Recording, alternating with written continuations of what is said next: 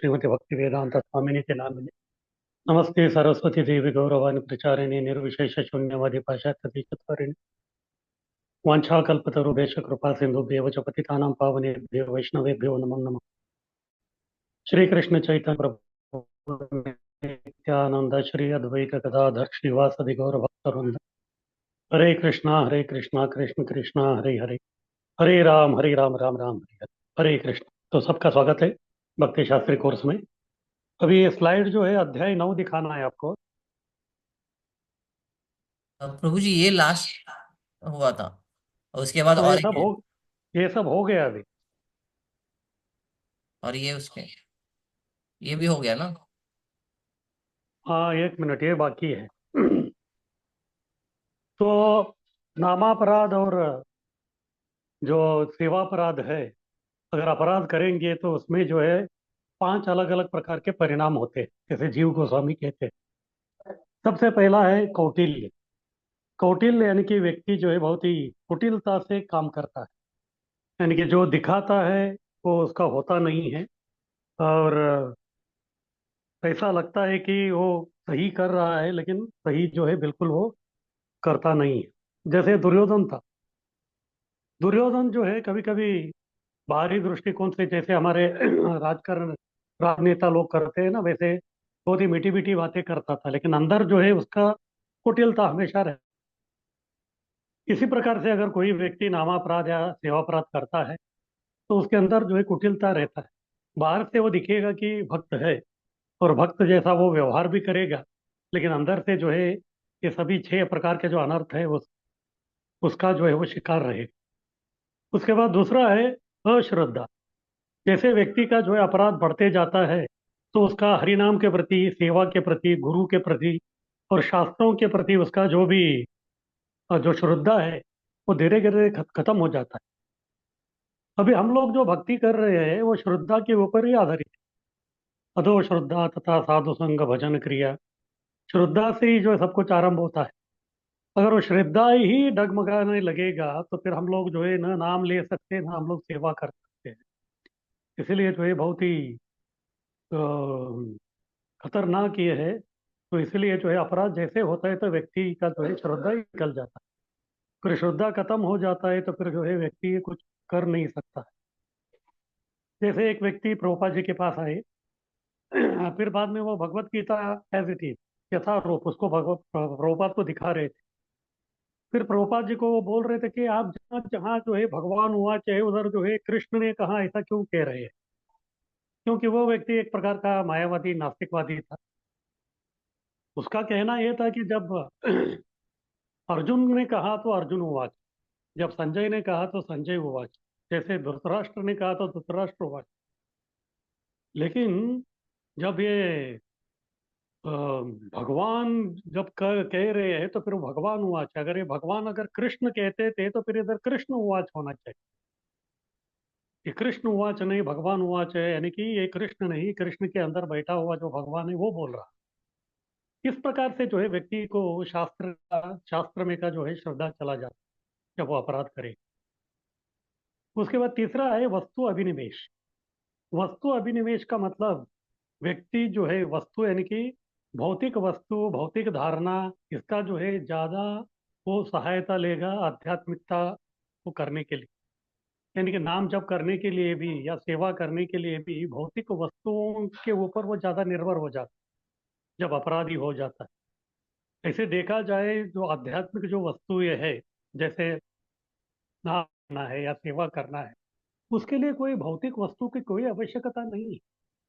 अगर मान लीजिए हमारे पास जो है जप माला भी नहीं है तो भी जो है हम लोग मन में जो है हम लोग जप कर सकते। तो इसी प्रकार से जो है कोई वस्तु की आवश्यकता नहीं होती। लेकिन जब व्यक्ति अपराध करता है तो उसको लगता है कि जब तक मुझे ये भौतिक वस्तु नहीं मिलेगा तब तक न मैं ना नाम ले सकता हूँ ना सेवा कर। यानी कि उसका भौतिक वस्तु के ऊपर भगवान से ज्यादा जो है निर्भर या फिर उसके ऊर श्रद्धा बढ़ जाता है। ये है वस्तु अभिनिवेश। जैसे कुछ लोग जो है वो जैसे अपराध करते हैं तो फिर बाद में न्यूज़पेपर है या प्रजल्प है या जो भी भौतिक जो भी उपलब्धियां है या भौतिक अ, किताबें हैं, उसके ऊपर वो लोग ज़्यादा निर्भरता दिखाते हैं, और बाकी इस पे जो है बिल्कुल जो है विश्वास नहीं रहे। जैसे मून लैंडिंग का चल रहा था, अमेरिका के लोग चंद्र पे गए हैं करके, तभी प्रभुपाद जी स्पष्ट रूप से सबको बताया था कि ये लोग जो है वो चांद पे नहीं गए, चांद पे जा भी नहीं सकते। लेकिन फिर भी जो है एक उनका शिष्य था पुरुषोत्तम करके, वो बोलता कि देखिए न्यूज़पेपर में लिखा है, ये है वो है, हम लोग गए हैं करके। इस प्रकार जब व्यक्ति के मन में अपराध हो जाता है तो फिर वो आध्यात्मिकता को छोड़ के भौतिकता के ऊपर जो उसका ज्यादा विश्वास बढ़ जाता है। चौथा है भक्ति शैथिल्य। भक्ति का जो साधना है वो शिथिल हो जाता है, धीरे धीरे धीरे जो है वो कम होने लगता है। या फिर कभी कभी जो है वो भक्ति करना, भक्ति नहीं करना, सेवा करना, सेवा न करना, इस प्रकार से जो है वो कंपन करता रहता है, कभी इस पार कभी उस पार। इस प्रकार से जो है धीरे धीरे जो है वो व्यक्ति भक्ति छोड़ के भौतिकता की तरफ जो है वो पूरा चला जाता है। और चौथा है भक्ति कृताभिमान। भक्ति कृत अभिमान यानी कि भक्ति करने से व्यक्ति को जो है एक प्रकार का अभिमान आता है। अगर कोई व्यक्ति अच्छा कीर्तन कर रहा है तो उसको लगता है कि कीर्तन कर रहा है इसीलिए जो है लोग जो है उसका गायन से आकर्षित हो रहे हैं। लेकिन अगर वो व्यक्ति जो है कुछ अपराध करेगा तो फिर उसको ऐसा लगेगा कि ये जो है मैं अच्छा गायक हूँ, ये वो अपने ऊपर जो है सब कुछ क्रेडिट लेने लगता है। मैं अच्छा गायन कर रहा हूँ, मैं अच्छा ये कर रहा हूँ, अच्छा सेवा कर रहा हूँ, यानी कि भक्ति में जो भी कृत यानी कि जो काम कर रहा है उसके प्रति उसका अभिमान हो जाए। जैसे एक बुक डिस्ट्रीब्यूटर था, वो जो है दुनिया का नंबर वन बहुत ही अच्छी तरह करता था वो। फिर बाद में अचानक जो उसके मन में जो है एक प्रकार का अभिमान आ गया। उसको लगने लगा कि अरे मैं तो जो बहुत अच्छा जो है मार्केटिंग वाला व्यक्ति, मैं जिसको भी बुक दे देता हूँ वो ले ही लेता है। यानी कि उसको लग रहा था कि ये उसकी उपलब्धि है, उसका वो हुनर है, इसीलिए जो ये सब कर रहा है। फिर क्या हो गया, इसकी वजह से वो दूसरों के प्रति जो है अपराध करने लगा। फिर एक दिन जो है वो मंदिर छोड़ के ही चला गया। भक्त लोग भी ढूंढ रहे थे, इतना अच्छा सेवा कर रहा था, ये व्यक्ति कहाँ गायब हो गया कर। फिर इसके बाद ये व्यक्ति बाहर गया। उसके बाद दूसरा कोई अपना बिजनेस चालू किया, उसको लग रहा था कि मैं अच्छा मार्केटिंग करूंगा करके, ऐसा कुछ हुआ नहीं। फिर बाद में एक दिन जो है वो व्यक्ति पेट्रोल पंप पे दिखाई दिया, पेट्रोल भरने का काम कर रहा था। इस प्रकार से भक्ति जब हम करते हैं तो फिर हमको ऐसा नहीं लगना चाहिए कि ये मेरी वजह से सब कुछ हो रहा है। ये मेरी वजह से सब कुछ नहीं हो रहा है, भगवान जो है मुझे एक माध्यम बना के ये सब करवा रहे हैं। ये हमको समझ में आना चाहिए, नहीं आएगा तो फिर जो है बहुत गड़बड़ हो सकता है। किसी का कुछ कहना है इसके बारे में, अपराध के 5 परिणाम?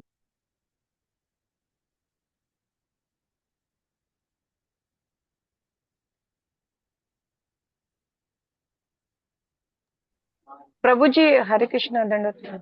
हाँ बोलिए। प्रभु जी, ये सब तो मन में चलता ही रहता है कभी कभी, लेकिन हम इसे बार बार अवॉइड करते हैं। हम्म। तो ये तो निरंतर ऐसा बनी रहती है स्थिति। देखिए तो इस पे संघर्ष तो कंट्रोल कैसे करें? तो संघर्ष जो है ये सब चलता ही रहेगा, लेकिन हमको मालूम हो जाना चाहिए कि तुरंत कि हमारा जो है गाड़ी अलग दिशा में जा रही। जब ये सब हमको मालूम पड़ेगा कि इस प्रकार हमारे जीवन में हो रहा है तो समझ में आ जाना चाहिए कि किधर तो मेरा गड़बड़ हो रहा है।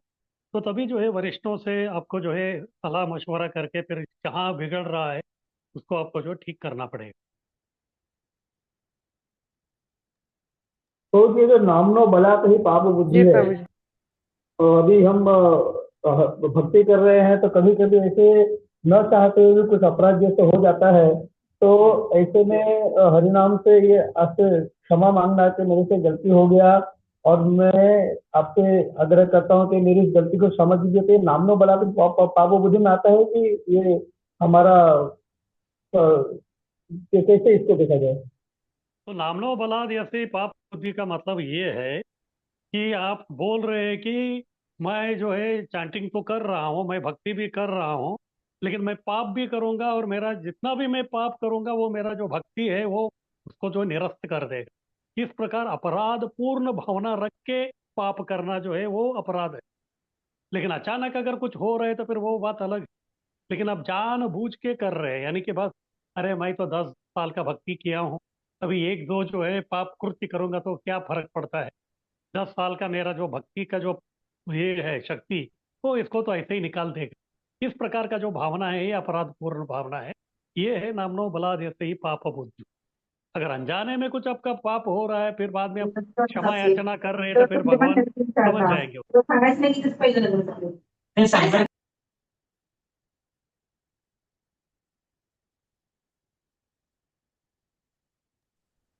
हरे कृष्ण प्रभु जी। हाँ बोलिए। हाँ प्रभु जी, ये फोर्थ वाला पॉइंट एक और बार समझाएंगे, भक्ति शैथिल्य। हाँ, भक्ति शैथिल्य का मतलब भक्ति जो है अपराध करने से जो है शिथिल हो जाता है। फिर वो कैसे शिथिल होता है? कभी कभी आपको भक्ति करने में बहुत अच्छा लगता है, और कुछ समय में जो आपको भक्ति में जो है रुचि नहीं रहता। इस प्रकार भक्ति थोड़ा टाइम करेंगे, फिर छोड़ेंगे, करेंगे, छोड़ेंगे। लेकिन जैसे अपराध आपका बढ़ते जाता है, तो फिर जैसे चंद्रमा जो है पौर्णिमा से लेके अमावस्या तक धीरे धीरे धीरे धीरे कम हो जाता है। ये अचानक शिथिल नहीं होता, इसको समय लगता है। फिर एक दिन जो है पूरा आपका जिंदगी का जो है भक्ति का अमावास हो जाएगा।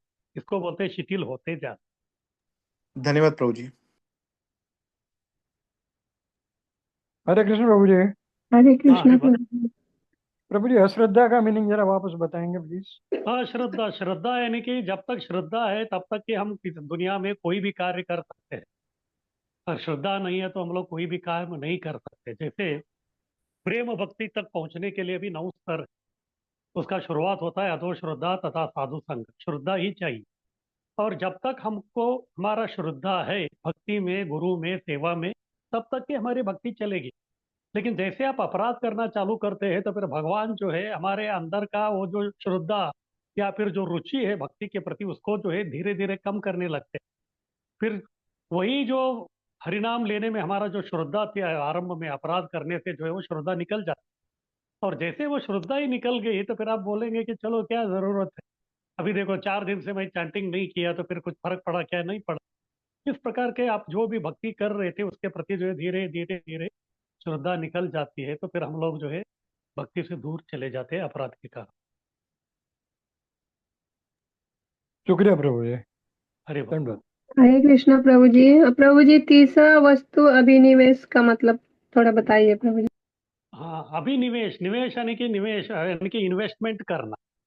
हाँ, हम लोग पैसा निवेश करते हैं, निवेश यानी कि इन्वेस्टमेंट करना। तो हम लोगों को भक्ति में इन्वेस्टमेंट कहाँ करना है? आध्यात्मिक वस्तुओं के प्रति हमको इन्वेस्टमेंट करके भक्ति आगे बढ़ाना है। यानी कि शास्त्रों में इन्वेस्टमेंट करना, सेवा में इन्वेस्टमेंट करना, हरिनाम में इन्वेस्टमेंट करना, धाम में जाने में इन्वेस्टमेंट करना, ये सब आध्यात्मिक।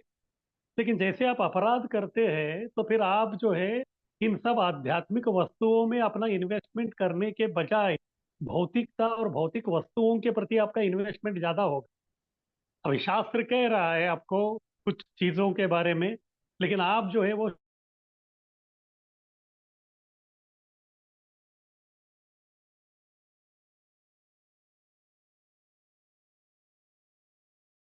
छोड़ के आप उसके ऊपर ज्यादा करना है, वो छोड़ के हम गलत जगह में जो है हम लोग इन्वेस्टमेंट करना आरंभ करेंगे। यानी कि वस्तु यानी कि भौतिक वस्तु में निवेश करना, भौतिक वस्तुओं के प्रति ज्यादा श्रद्धा रख के हम भक्ति करने की कोशिश करेंगे।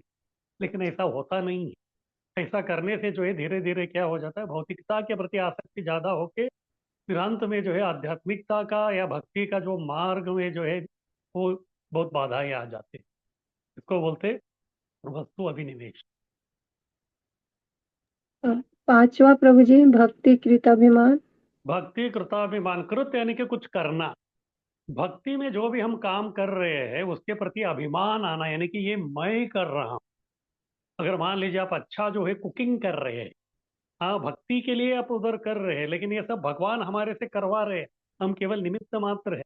लेकिन कभी कभी ऐसे होता है कि भक्ति में जो भी हम कार्य कृत तो जो किया है उसके प्रति जब अभिमान आता है, तो फिर वो जो है अपराध का मूल बन जाता है। बाद में आपको लगेगा कि अरे मैं इतना अच्छा करता हूँ इसीलिए सब कुछ चल रहा है। हाँ, मैं इतना अच्छा गा रहा हूँ इसीलिए सब कुछ चल रहा है। मैं इतना अच्छा मैनेजमेंट कर रहा हूँ इसीलिए सब कुछ चल रहा है। इस प्रकार हमारे इसमें जो है भक्ति में हम लोग काम कर रहे हैं, लेकिन भक्ति में काम करवाने के लिए जो शक्ति है वो गुरु और कृष्ण दे रहे हैं, वो हम नहीं देखते। हमको लगता है कि मैं मेरे बलबूते पे ही सब कुछ कर रहा हूँ करके। इस प्रकार भक्ति में जो भी कृत, भक्ति में जो भी हम लोग कार्य किया है उसके प्रति जब अभिमान आता है, तो फिर धीरे धीरे हम लोग भक्ति से दूर होने लगते हैं। धन्यवाद प्रभु। अरे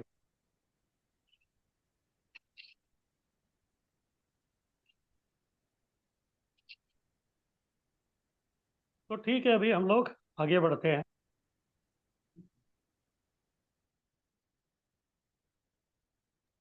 श्री कृष्ण प्रभु जी, नंबर का नाम। हाँ, हरि बोल। प्रभु जी, ये परिणाम है क्या, इसके कारण हम अपराध होते हैं, वो इंटरमिंगल है नहीं क्या? नहीं, जैसे जैसे अपराध होने लगता है तो फिर उसका ये सब प्रभाव परिणाम चालू हो जाता है। आपको कैसे मालूम पड़ेगा कि आपका अपराध हो रहा है? अगर ये 5 चीज में कुछ भी हो रहे हैं तो समझ जाने के कि किधर न किधर तो आपका अपराध हो रहा है। उसका ये मेजरमेंट मापदंड है ये। आप में अभिमान तो आना, जैसे कृति भक्ति में अभिमान, अश्रद्धा होना। हाँ जी। जैसे कृति का अभिमान आ रहा है, मतलब वो तो हाँ जी। अपराध हुआ या अपराध से होने वाला परिणाम? जब अपराध होता हम है तो तभी ये सब अभिमान वगैरह सब आ जाते हैं। जब हमारा भक्ति अच्छी तरह चल रहा है, किसी के प्रति हम लोग अपराध नहीं किए हैं, ये अभिमान नहीं आता। तो जैसे हाँ किधर हाँ न किधर कुछ अपराध हो जाता है तो फिर जो ये परिणाम सब दिखने लगते हाँ, समझ गए प्रभु जी। ठीक, हैं। हाँ, थैंक यू, धन्यवाद। अरे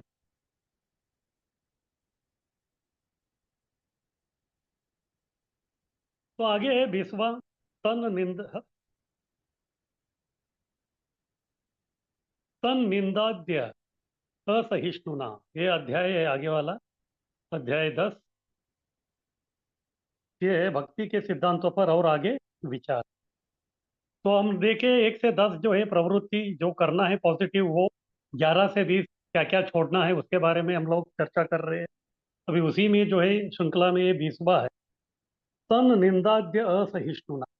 हाँ, अगर भगवान के प्रति या भक्तों के प्रति, शास्त्रों के प्रति अगर कोई निंदा कर रहा है तो उसको असहिष्णुना, यानी कि उसको हम लोग सहन नहीं कर सकते, उसको सहन करना भी नहीं चाहिए। उसके बारे में अभी प्रभुपाद जी बता रहे हैं।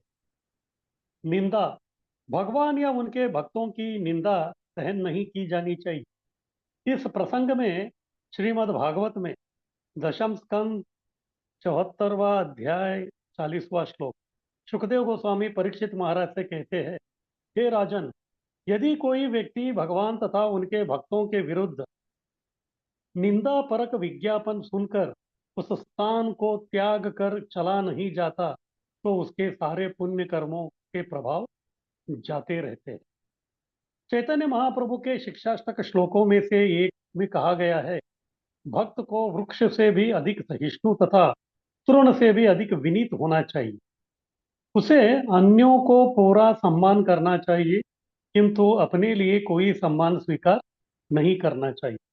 तृणादपि सुनीचेन तरोरपि सहिष्णुना अमानेन मानदेन कीर्तनीय सदा हरि।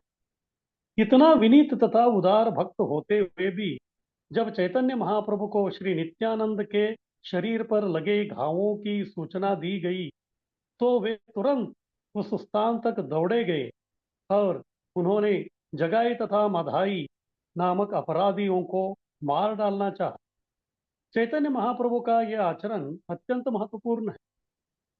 यह दिखलाता है कि वैष्णव अत्यंत सहिष्णु तथा विनीत हो सकता है और अपने आत्म सम्मान के लिए सर्वस्व त्याग सकता है, किंतु जब कृष्ण या उनके भक्त की प्रतिष्ठा का प्रश्न आता है तो वह किसी प्रकार का अपमान सहन नहीं करेगा। ऐसे अपमानों से निपटने के 3 तरीके हैं। यदि कोई शब्दों द्वारा वाणी से निंदा करते सुना जाता है तो भक्त को इतना पटु होना चाहिए कि तर्क द्वारा विपक्षी को हरा दे। यदि वह विपक्षी को हरा नहीं सकता तो उसे चाहिए कि वह विनीत होकर केवल खड़ा न रहे अपितु अपना जीवन त्याग दे। यदि वह ये दोनों विधियों को काम में नहीं ला सकता तो उसे चाहिए कि वह तीसरा तरीका अपनाए और वह उस स्थान को त्याग कर वहां से चला जाए।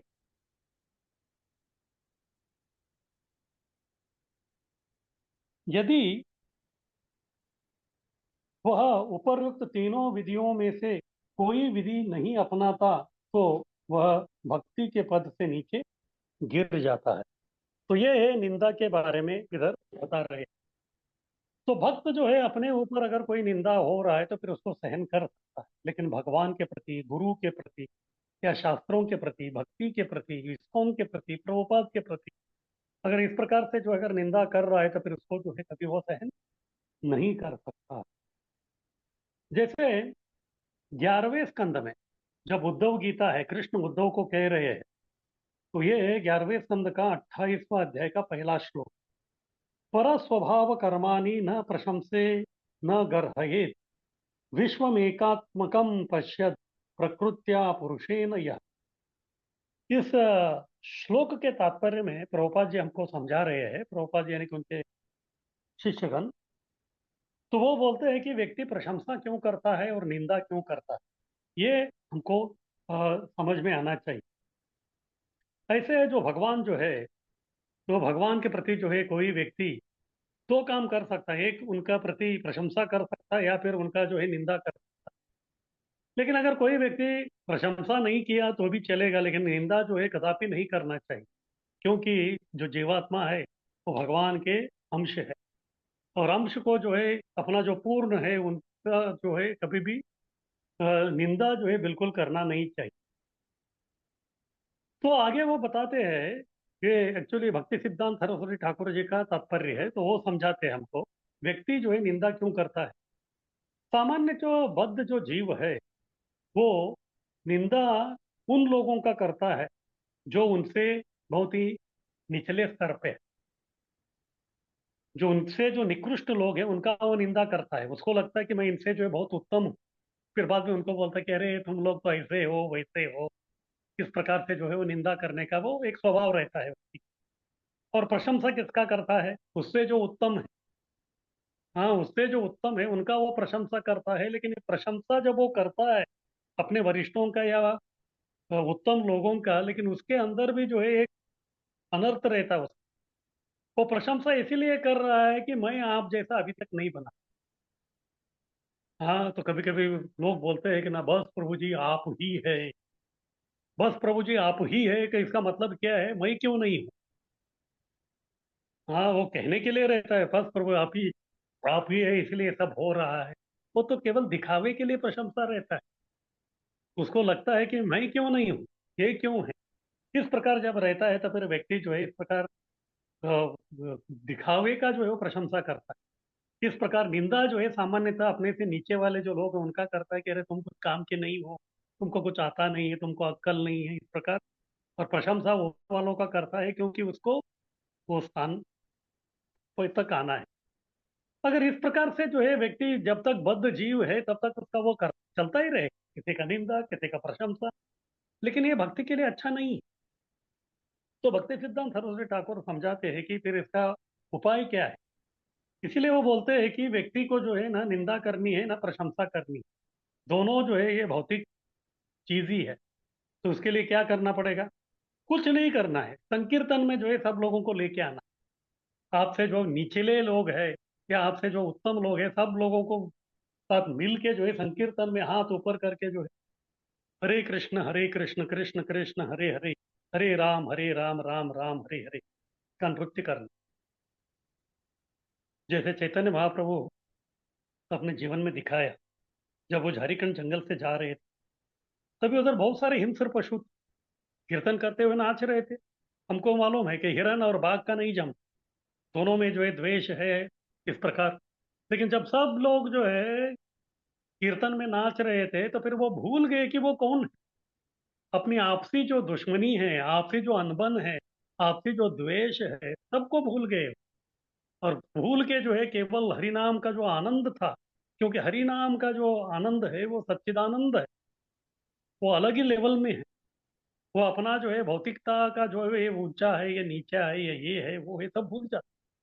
इसीलिए अगर ये निंदा और प्रशंसा से किसी के इससे दूर होना है तो भक्ति सिद्धांत सरस्वती ठाकुर बोलते हैं कि सब लोग आके संकीर्तन में जो है एक मन से जो है हरिनाम लेते हुए आप नृत्य कीजिए। इससे जो अपने आप निंदा करने की जो प्रवृत्ति है व्यक्ति का निकल जाता है।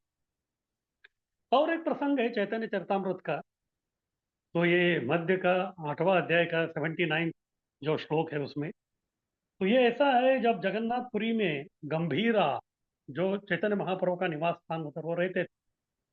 तभी एक दिन जो है रामचंद्रपुरी आए। रामचंद्रपुरी जो है चैतन्य महाप्रभु के जो गुरु है ईश्वरपुरी, उनके वो गुरु बंधु है, यानी कि वो गुरु के समान ही है।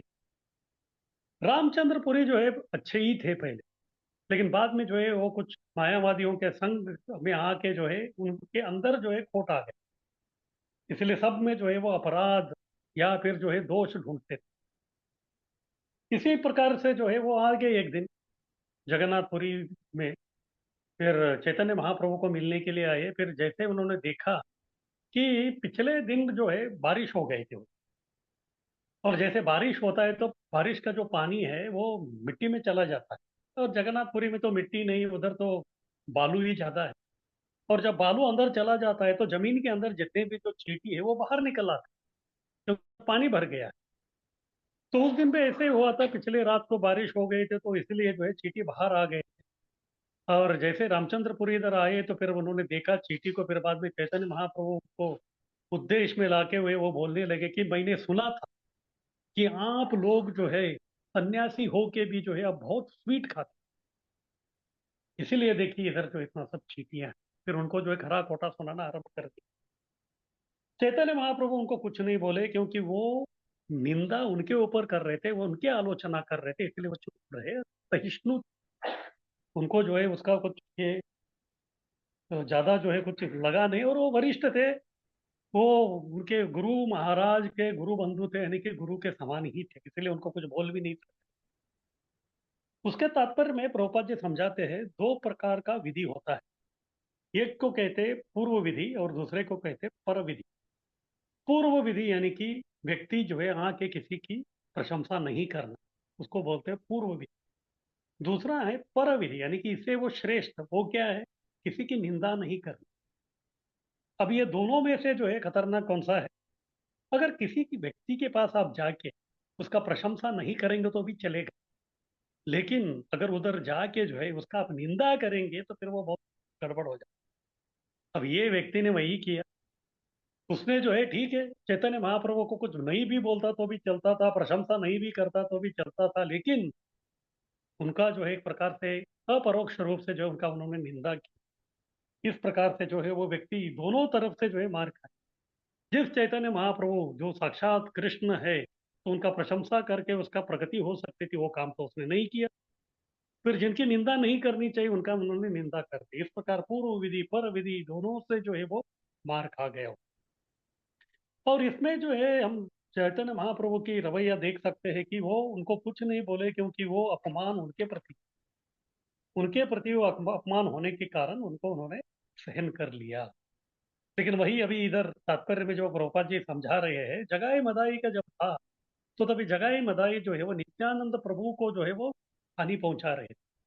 जब दूसरों के प्रति इस प्रकार निंदा या फिर इस प्रकार अपराध होता है तो फिर भक्त को सहन नहीं करना, उसका जो है विरोध करना चाहिए, वो उन्होंने तभी उधर किया।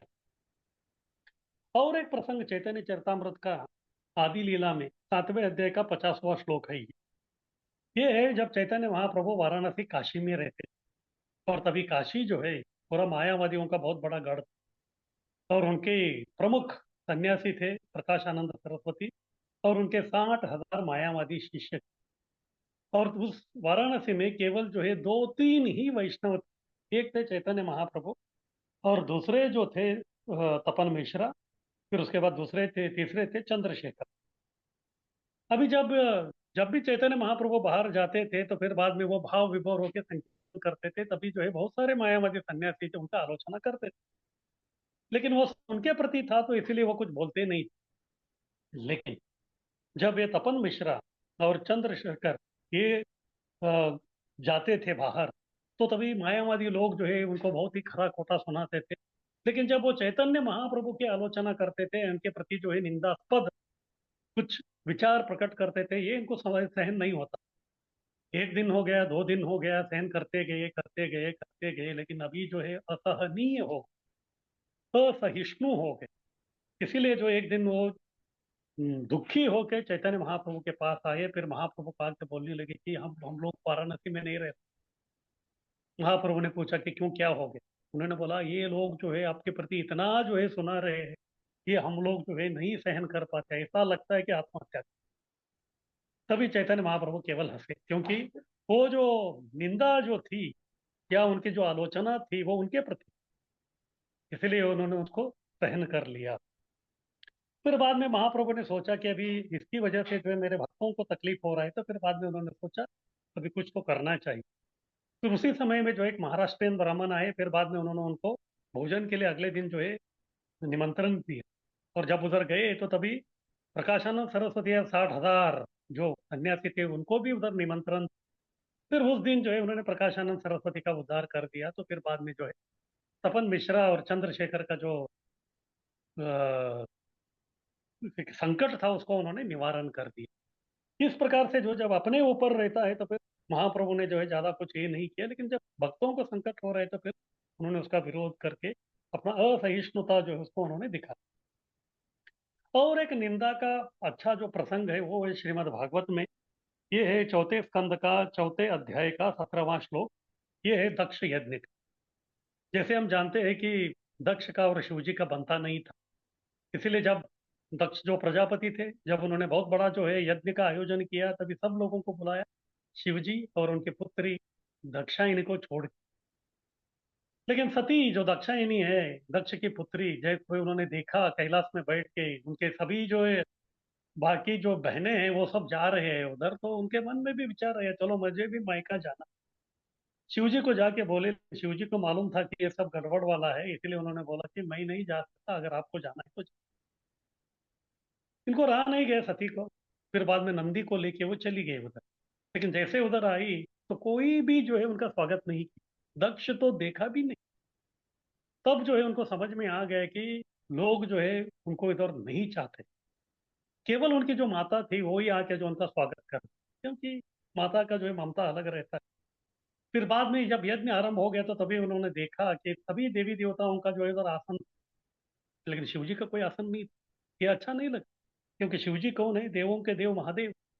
इसीलिए वहां के अपने पिता के पूछ ही लिया कि अरे ठीक है, शिव जी को अपने निमंत्रण नहीं दिया, लेकिन वो तो महादेव है तो उनके लिए जो एक आसन रखना चाहिए।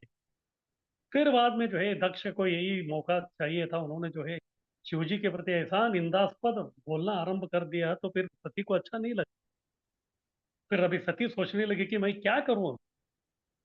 बाद में उनको लगा कि अभी ये सब का जो कारण है वो मैं ही हूँ, क्योंकि अगर मेरा शादी जो है शिव जी के साथ नहीं होता था तो फिर दक्ष और शिव जी का होता भी नहीं। मैं ही उसका कारण हूँ। और कारण किसके लिए हूँ, क्योंकि ये जो शरीर दक्षा यानी, हाँ, ये जो है ये दक्ष ने दिया हुआ ये शरीर है।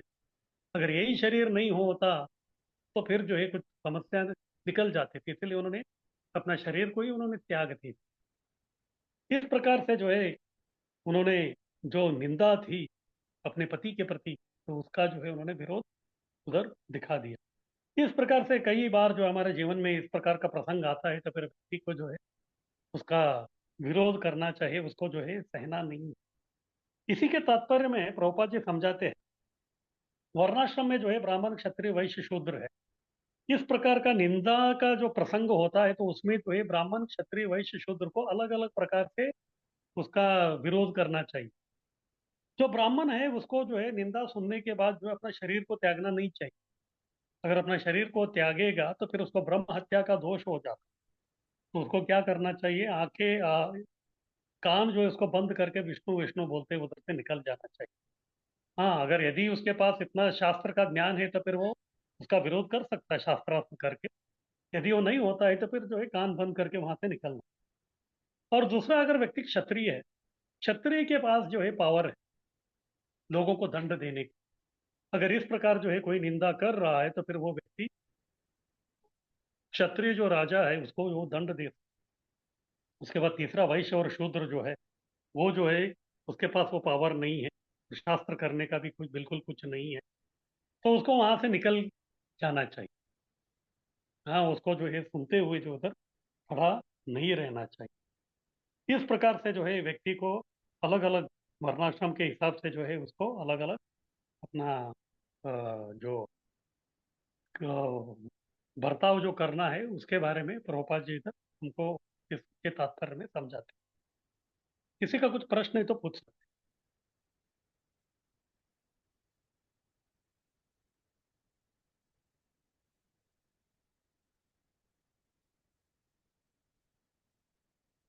आप बोलिए गणत्र देवयानी जी, आपका हाथ ऊपर है, को अनम्यूट करना पड़ेगा।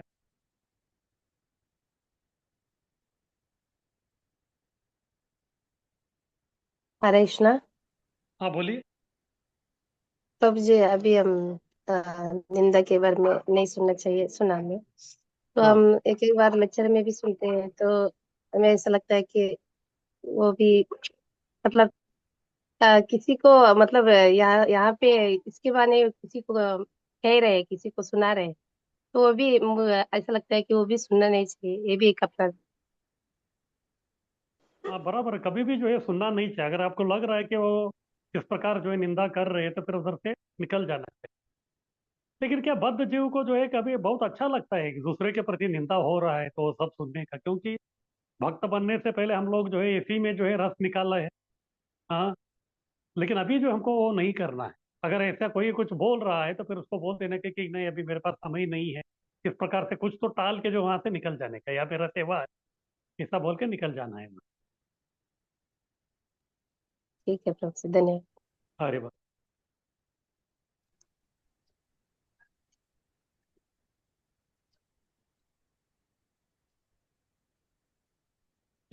तो ठीक है, अभी हम लोग आगे बढ़ते हैं। ये हो गया 11 से 20 निवृत्ति, यानी कि जो हमको नहीं नहीं क्या क्या नहीं करना है। फिर आगे जो है अभी 21 से लेके 64 तक अन्य साधना भक्ति के और अंग है। अभी इसमें आप देखेंगे कि कुछ जो है रिपीट हो रहे हैं। हाँ, कुछ जो है चीजें जो है बार बार जो है वो आ रहे हैं, तो प्रश्न उठता है कि ऐसा क्यों है। क्योंकि कुछ जो चीजें हैं वो स्टार्टिंग में, जैसे 1 से 10 है जो करना ही है, उसमें भी आते हैं। और कुछ जो है नहीं करना है, 11 से 20 उसमें भी आते हैं। फिर बाद में इसका ही जो है और ज्यादा विस्तार रूप से जो चीजें आपको बताना है तो उसमें भी वो आते हैं, क्योंकि वो इतने महत्वपूर्ण है। तो पहला सेक्शन 1 से 10 में भी आते हैं, 11 से 20 में भी आते हैं, फिर बाकी 44 में भी आते हैं। जैसे सुबह जो है आपको ब्रेकफास्ट नाश्ता में जो है आपको पोहा बनाना है। अभी पोहा बनाना है तो क्या कर लगेगा आपको, पोहा जो है सुखा के रखेंगे, फिर बाद में जब आप उसको तड़का देंगे तो फिर उसमें तेल, जीरा, हल्दी, ये सब उसमें आप डालते हैं, तो पोहा बना दिया आप। फिर बाद में जब दोपहर के लिए जब आप सब्जी बना रहे हैं तो सब्जी में भी जो है आपको अभी तेल, राई, हल्दी ये सब डालना ही है, नमक वगैरह। अभी आप ऐसा नहीं बोल सकते कि अरे ये सब तो मैं सुबह डाल दिया तो अभी फिर से क्यों डालने का करके केवल सब्जी को जो है हिला के नहीं रख सकते, उधर भी वो आवश्यक है। या फिर शाम को अगर आप खिचड़ी बना रहे हैं तो उसमें भी जो है कुछ चीजें जो आवश्यक है, जैसे तेल, राई और ये सब। यानी कि ये जो कुछ चीजें जो है वो सुबह ब्रेकफास्ट में भी चाहिए था, लंच में भी चाहिए था और डिनर में भी चाहिए था। इसी प्रकार से कुछ जो चीजें हैं, प्रवृत्ति 1 से 10 उसमें भी आवश्यक है, 11 से 20 निवृत्ति उसमें भी आवश्यक है, फिर बाकी जो डिटेल्स है उसमें भी आवश्यक है। लेकिन जब हर टाइम में आते हैं तो फिर उसका जो है अलग अलग स्वरूप, और वो जो है कितना महत्वपूर्ण है वो समझाने के लिए वो बार बार आ रहे हैं, और उनके बिना जो है अधूरा हो जाएगा वो।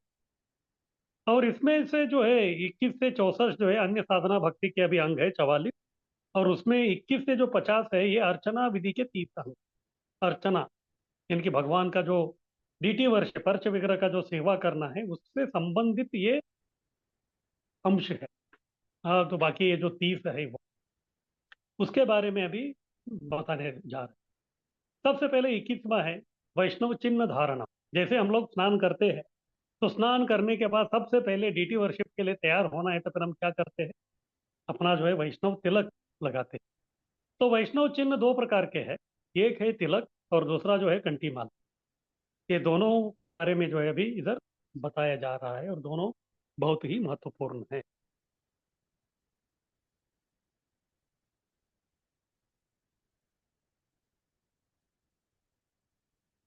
21वां है तिलक तथा 22वां है तुलसी कंठी। वैष्णव चिन्ह धारणम, ये है 21वां। उसके बाद 22वां है हरि नामाक्षर धारणम। तो दोनों जो एक साथ में इधर लिया गया है। पद्म पुराण में वर्णन है कि वैष्णव अपने शरीर को किस प्रकार तिलक तथा कंठी से अलंकृत करे। जो व्यक्ति अपने गले में तुलसी की कंठी धारते हैं, जो अपने शरीर में विष्णु के चिन्हों को विष्णु मंदिर मानकर 12 स्थानों पर अंकित करते हैं। शंख चक्र गदा तथा पद्म जो 4 प्रतीक विष्णु अपने 4 हाथों में धारण करते हैं और जो अपने मस्तक पर विष्णु तिलक धारण करते हैं, उन्हें इस जगत में विष्णु भक्त मानना चाहिए। उनकी उपस्थिति से जगत शुद्ध होता है और वे जहां भी रहते हैं उस स्थान को वैकुंठ के समान बना देते हैं। इसी प्रकार का कथन स्कंद पुराण में आता है, जो इस प्रकार है। जो व्यक्ति अपने शरीर पर तिलक या गोपी चंदन, वृंदावन के कुछ भागों में पाई जाने वाली चिकनी मिट्टी रज धारण करते हैं और जो अपने शरीरों पर भगवान का पवित्र नाम अंकित करते हैं और जिनके गले तथा वक्षस्थल में तुलसी की माला रहती है, उनके पास यमदूत कभी नहीं आ जाते। यमदूत यमराज के सिपाही है जो सभी पापी पुरुषों को दंड देते हैं। जो वैष्णव है उन्हें ये यमदूत कभी नहीं बुलाते। श्रीमद् भागवत में अजामिल के उद्धार के प्रसंग में कहा गया है कि यमराज ने अपने सहायकों को स्पष्ट निर्देश दिए दिए कि वे वैष्णवों के पास न जाए। वैष्णव जन यमराज के कार्य क्षेत्र से परे है। पद्म पुराण में यह भी कहा गया है कि जिस व्यक्ति के शरीर पर चंदन से भगवान का पवित्र नाम अंकित रहता है, वह सारे पापों के फलों से छूट जाता है और मृत्यु के पश्चात भगवान के सानिध्य में रहने के लिए सीधे कृष्ण लोक जाता है। इस प्रकार से ये वैष्णव चिन्ह धारणम और अ, वैष्णव हरिनामाक्षर धारणम, उसके बारे में इधर कहा गया है। इधर बता रहे हैं कि व्यक्ति को जो है अपने 12 स्थानों में जो है ये तिलक लगाना है। ये 12 स्थान जो है, ऐसे कहा जाता है कि ये जो हमारा भारतीय संस्कृति का जो पुराना ये जो धनुर्विद्या है, उसके अंतर्गत जो है अभी आपने सुना होगा, ये केरला में जो है वो कलरी पैटम इस प्रकार का जो है युद्ध कला सिखाते हैं। तो उनके अनुसार हमारे शरीर में जो है 108 जो है मर्म स्थान है और ये 108 मर्म स्थान में जो है अगर कोई व्यक्ति जो है एक पंच भी मार दिया तो फिर व्यक्ति का जो है बहुत सारे चीज ब्लॉक हो जाते हैं। और उसमें से जो है ये जो 12 स्थान है ये आध्यात्मिक दृष्टिकोण से बहुत महत्वपूर्ण है। और वो स्थानों को जो है हम लोग क्या करते हैं, तिलक लगा के मंत्र बोलते हुए उसको जो है हम लोग आवाहन करते हैं। वो आवाहन करने से वो जो स्पॉट है, वो जो स्थान है, वो जो है पूरा जागृत अवस्था में आता है। तो तभी हमारे शरीर में जो है एक प्रकार का जो है आध्यात्मिक शक्ति का जो है संचार होता है। इस प्रकार आध्यात्मिक शक्ति का जब संचार होता है तो पूरा शरीर जो है तिलक लगाने से जो है पूरा हरि मंदिर बनता है। तो फिर बाद में जो है हम लोग उसको भगवान की सेवा में उसको लगा। और कभी कभी जैसे इधर बताया गया है कि इसके अलावा भी जो है कुछ जो भगवान के जो 4 चिन्ह है, शंख चक्र गदा पद्म, इसको कहते हैं मुद्रा धारण। सामान्यतः ये गौड़ी वैष्णव में प्रचलित नहीं है, लेकिन मध्व संप्रदाय और श्री संप्रदाय में होता है। जब उनका दीक्षा होता है तो उसको मुद्रा धारण कहते हैं। ये शंख चक्र गदा पद्म के जो है वो लोहे के जो है निशान बनाते हैं और उसको गर्म करते हैं। फिर उसका गर्म करने के बाद जो है उसको लगाते हैं। तो शंख चक्र गदा पद्म सब उसको तप्त मुद्रा या फिर मुद्रा धारण कहते हैं। आजकल जैसे लोग टैटू बनाते हैं ना, टैटू, तो इसका जो है वो पुराना ये है। लेकिन गौड़ीय वैष्णव इसमें जो है उस प्रकार का जो है मुद्रा धारण का हम लोग नहीं करते, लेकिन ये भी जो है एक प्रकार का पद्धति है। उसको इधर जो है रूप गोस्वामी हमको इधर वो समझा रहे हैं। इस प्रकार से जो है तिलक या कंठी माला जो है दोनों बहुत ही महत्वपूर्ण है। तिलक लगाना जो है वो बहुत आवश्यक है। हाँ, कभी कभी होता है कि जब हम लोग अपने ऑफिस में या किधर जाते हैं तो फिर तभी जो है तिलक हम लोग नहीं लगा सकते। तो फिर तभी क्या करें? तो तभी क्या करने का, चंदन का जो है वो पानी रहता है पूरा पतला, वो पानी लेके आप तिलक लगा सकते हैं। यानी कि वो तिलक है लेकिन तिलक दिखेगा नहीं। अगर आपके पास जो है आप बहुत ही क्या बोलते हैं, शक्तिशाली व्यक्ति है, बोले ठीक है जो बोलेगा वो बोलने दो, मैं किसी से जो है डरूंगा नहीं, इस प्रकार अगर आपका विचार है तो फिर आप तिलक लगा के किधर भी आप जा। एक कंपनी था, उसमें कई सारे जो लोग कार्य करते थे और उसमें कई जो लोग वैष्णव भी थे, हर दिन वो तिलक लगा के आते। लेकिन अचानक एक दिन ऐसा हो गया कि वो जो कंपनी का जो ओनर था, मालिक था, वो हिंदू था, उसने उस कंपनी को बेच दी। और अगले दिन जो है नया मालिक आने वाले, और नया मालिक अगले दिन आया तो सब लोगों ने देखा कि वो मुसलमान। उन्होंने देखा कि कई सारे जो लोग हैं वो तिलक लगा के आए, तो उसको क्या हो गया मालूम है, उसने बोल दिया कल से जो है तिलक लगा के नहीं आने का, आ गए तो फिर आपको जो है नौकरी से निकाल दिया जाए। बहुत सारे लोग डर गए। फिर बाद में अगले दिन जब वो आके देखा कि बहुत सारे लोग जो है तिलक लगाना बंद कर दिया था, लेकिन एक व्यक्ति जो है वो तिलक लगा के आया। फिर बाद में उसको पूछा उन्होंने, क्या तुमको डर नहीं लगता मैं एक नौकरी से निकाल दूंगा? उन्होंने बोला देखो, आपको जो है करना है कर दीजिए, आपको नौकरी से निकालना है तो मुझे दूसरा नौकरी मिल जाए, क्योंकि आप जो है केवल इस फैक्ट्री के मालिक, लेकिन मैं जो तिलक लगा रहा हूँ ये पूरे ब्रह्मांड के मालिक है, उनको छोड़ के मैं नहीं जा सकता। हाँ, आपका नौकरी, आपका कंपनी छोड़ के दूसरी कंपनी में जा सकता हूँ, लेकिन भगवान को छोड़ के मैं जाऊंगा कि सब ब्रह्मांड उनके ही, इसलिए मैं बिल्कुल नहीं छोड़ूंगा। और उसका वो जो रवैया था, इससे जो है बहुत ही प्रभावित हो गए। उन्होंने बोल दिया कि ठीक है, केवल यही व्यक्ति को जो है तिलक के ऊपर, अपने धर्म के ऊपर आस्था ज्यादा है, केवल मैं इस व्यक्ति को तिलक लगाने के लिए जो है अनुमति देता हूँ, बाकी लोगों को। इस प्रकार कभी कभी होता है, जब इस प्रकार हमारा जो है चुनौती आता है या परीक्षा का जो है कुछ घड़ी आता है कसौटी का, तो तभी हम लोग जो है अपना हिम्मत दिखाएंगे तो फिर भगवान भी जो है हमको काफी मदद कर दे। और ये जो तिलक है बहुत ही महत्वपूर्ण अंग है वैष्णव का जीवन में। और सामान्यतः जो है हम लोग अलग अलग वस्तुओं से जो है इस तिलक को लगाते हैं। तो एक तो गोपी चंदन, ये बहुत ही सामान्य है, जो द्वारका में गोपी तालाब में मिलता है, उसी को जो हम लोग उसका इस्तेमाल करते हैं। फिर बाद में कुछ लोग जो है ब्रज रज या फिर राधा कुंड का जो रज है उससे भी जो है वो लगाते हैं। और कुछ लोग तुलसी का जो मिट्टी रहता है तो उस स्थान से लगाते हैं। या फिर कभी कभी अगर लोग जो है कोई तीर्थ में जाए, नहाने के लिए गए और तिलक नहीं लाए हैं, तो फिर तीर्थ का ही पानी लेके वो तिलक लगा। इस प्रकार अलग अलग तरीके से जो है तिलक का जो हम लोग धारण वो कर सकते हैं। लेकिन इसमें हम जो गौड़ी वैष्णव है, हम लोग जो है द्वारका का जो गोपी तालाब है उधर का ही जो मिट्टी है उसी का हम लोग एक, जैसे अगर कोई प्रॉपर्टी है ऐसे ही पड़ा हुआ है और उसके ऊपर कुछ लेबल नहीं है, तो फिर कोई भी आके अपना कब्जा कर ले। तो इसी प्रकार से अगर हम लोग जो है, ये जो शरीर है ये हमारी प्रॉपर्टी है जीवात्मा की। इसके ऊपर भी जो हमको अपना जो है नेम प्लेट या जो भी है वो लगाना है। वो कैसे लगाएंगे? तिलक लगा के। अगर तिलक नहीं लगाएंगे तो फिर ये जो शरीर है ये वैसे ही रहेगा, तो फिर इसमें जो है कोई भी भूत पिशाच ये सब जो है आके निवास कर सकते हैं। और चैतन्य महाप्रभु जब भी वैष्णव को देखते थे, जब वो तिलक धारण नहीं करते थे, तो फिर उसको बोलते थे कि तुम्हारा ये जो तिलक लगाने का ये जो स्थान है, हाँ, तो ये जो है स्मशान के समान, उधर जो है आपने तिलक नहीं लगाया है। जैसे मान लीजिए अगर कोई एक ऐसे ही कागज है, उस कागज का कोई कीमत नहीं रहता, उसको फाड़ के आप फेंक, लेकिन वही अगर वो स्टैम्प पेपर है, वो भी कागज है, लेकिन उसके ऊपर जो है उसका बहुत वैल्यू है। क्यों? क्योंकि उसके ऊपर सरकार का जो है मोहर है। इसी प्रकार से जब हम लोग जो है भगवान का ये जो तिलक, हाँ, इसका जो हम लोग धारण करते हैं, तो फिर हमारा जो वैल्यू है वो जो है काफी बढ़ जाता है। और पद्म पुराण में कहा गया है कि सभी प्रकार के वर्ण, सभी प्रकार के आश्रम के जो लोग जो वैष्णव शिष्टाचार का पालन करते हैं, सबको जो है ये तिलक लगाना है। इससे जो है उनका शुद्धिकरण हो जाता है। और ये जो है अंत तक, जब तक व्यक्ति मरता नहीं तब तक जो है तिलकधारी उसको करना ही।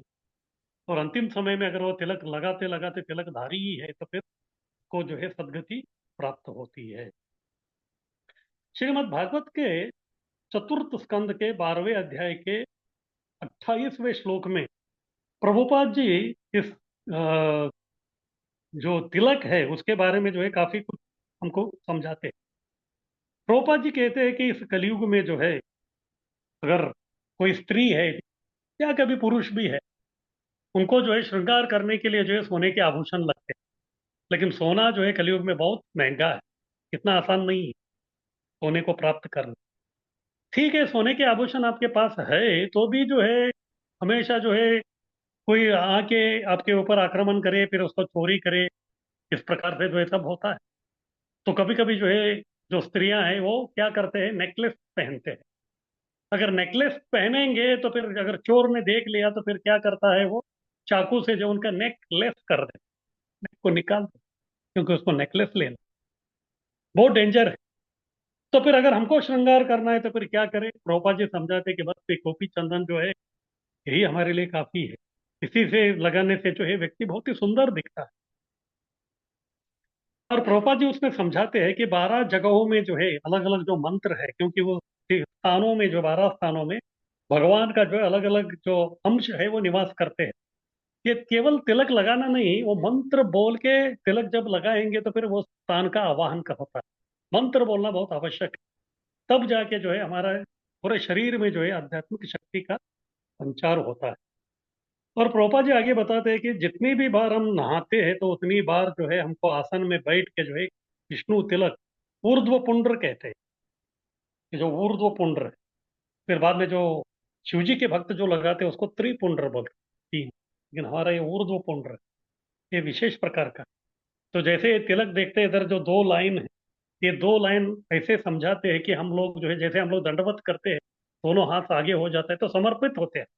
तो ये दो लाइन जो है समर्पण का भाव दिखाते हैं। और इसके लेफ्ट साइड में ब्रह्मा जी निवास करते हैं, बीच में विष्णु, और राइट साइड में शिव जी, क्योंकि ये विष्णु का स्थान है और ये हम विष्णु के प्रति सरेंडर हो रहे हैं। और वे विष्णु के चरण कमल है, उसमें हमेशा तुलसी रहता है, तो फिर इधर हम लोग तुलसी को जो है हम लोग इधर अंकित करते हैं। इस प्रकार से जो है इसका भी जो है एक महत्व है। इसीलिए जितनी भी बार हम नहाते हैं तो तभी ये ऊर्ध्व पुंड्र जो हमको ये लगाना बहुत ही आवश्यक है। पद्म पुराण और यजुर्वेद में भी तिलक के बारे में काफी कुछ कहा गया है। वो कहते हैं कि तिलक जो है ये और कुछ नहीं है, भगवान के चरण कमल है। और तिलक को जो है हमको बाथरूम के अंदर नहीं लगाना चाहिए। कभी कभी जो है आईना उधर रहता है तो लोग उधर जाते हैं, क्योंकि ये भक्ति का अंग है। और बाथरूम जो है कभी शुद्ध नहीं होता, अशुद्ध होता है। अशुद्ध स्थान में हम लोग भक्ति के कोई भी कार्य नहीं कर सकते, क्योंकि ये भक्ति का एक अंग होने के कारण हमको बाहर आके ही करना चाहिए।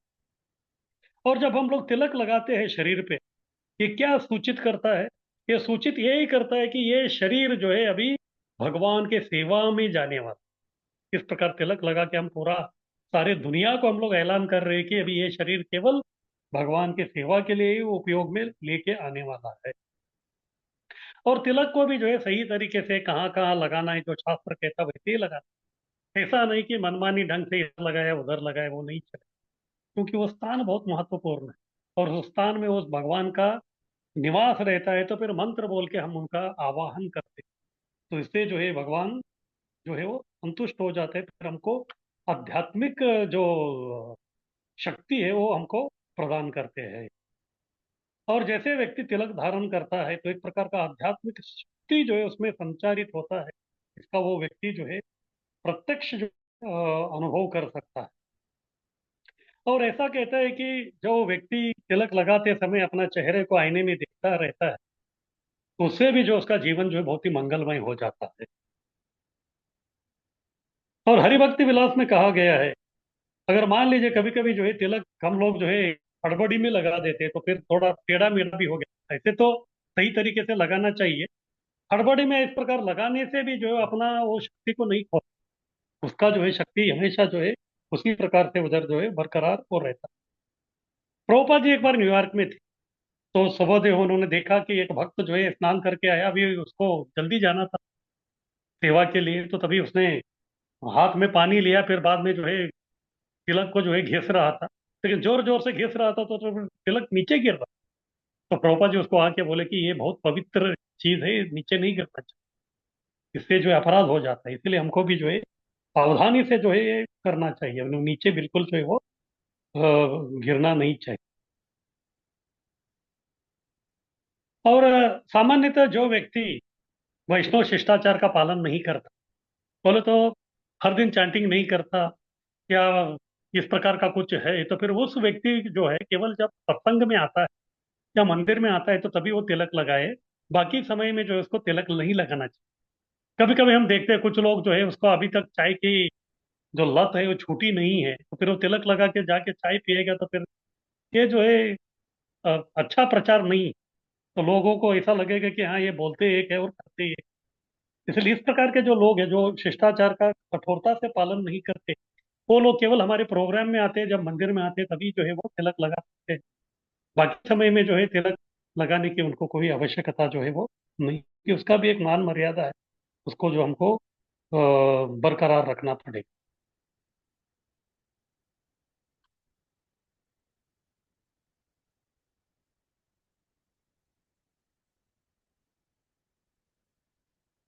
फिर आगे है कंठी माला। दूसरा जो चिन्ह है वैष्णव का, वो कंठी माला, ये भी बहुत महत्वपूर्ण है। जैसे हम लोग देखते हैं, कुत्ते जो ऐसे ही घूम रहे हैं, उसका कोई मालिक नहीं है, तो फिर क्या हो जाता है, तो सरकार के जो लोग हैं उसको पकड़ के लेके जाते हैं। अगर उसका कोई मालिक है तो फिर मालिक जो उसके गले में क्या डालता है, पट्टा डालता है। जैसे पट्टा है तो फिर उनको मालूम हो जाता है कि ये इसका कोई मालिक है, तो फिर उसको हाथ नहीं लगा। इसी प्रकार से जब हम लोग कंठी माला पहनते हैं तो फिर यमदूत देखते हैं कि हाँ, ये जो है इनका मालिक विष्णु है, फिर वो हमारे पास नहीं आता। फिर बाद में जो व्यक्ति कंठी माला नहीं पहनता, यानी कि जो कुत्ते हैं उसका गले में कोई पट्टा नहीं है, तो फिर उनको वो पकड़ के लेके जाता है। इस प्रकार से जो कंठी माला है ये बहुत महत्वपूर्ण अंग है अपना। और विष्णु चक्रवर्ती ठाकुर कहते हैं कि ये जो कंठी माला है ये तुलसी का हो सकता है, या फिर जो कमल के जो बीज है, हाँ, पके हुए कमल के जो बीज है, उसका जो बीज रहता है उसका भी जो है लोग जो है कंठी माला पहनते हैं। लेकिन सामान्यतः तुलसी माला ही जो है सब लोग पहनते हैं। और एक माला पहनते हैं लोग, उसको अक्ष माला कहते हैं। अक्ष का मतलब क्या है, जैसे हम लोग जो हिंदी का या फिर देवनागरी का ये जो अल्फाबेट्स देखते हैं, वो से आरंभ होके क्ष तक खत्म होता है। तो लोग क्या करते हैं, जो कंठी माला पहने हैं उसमें लिखते हैं ई ऐसे लिखते लिखते वो से लेके क्ष तक जाता है, उसको बोलते हैं अक्षमाला। या फिर कुछ लोग जो है राधा गोविंद लिखते हैं, अलग अलग जो है वो लिखा हुआ जो है वो कंठी माला भी जो है लोग उसको पहनते हैं। और ये भी जब हम लोग पहनते हैं कंठी माला, तो ये भी इंगित करता है कि हम भी जो है भगवान की सेवा में जो हम लोग शरणागत होने के लिए भी हम लोग जा रहे हैं।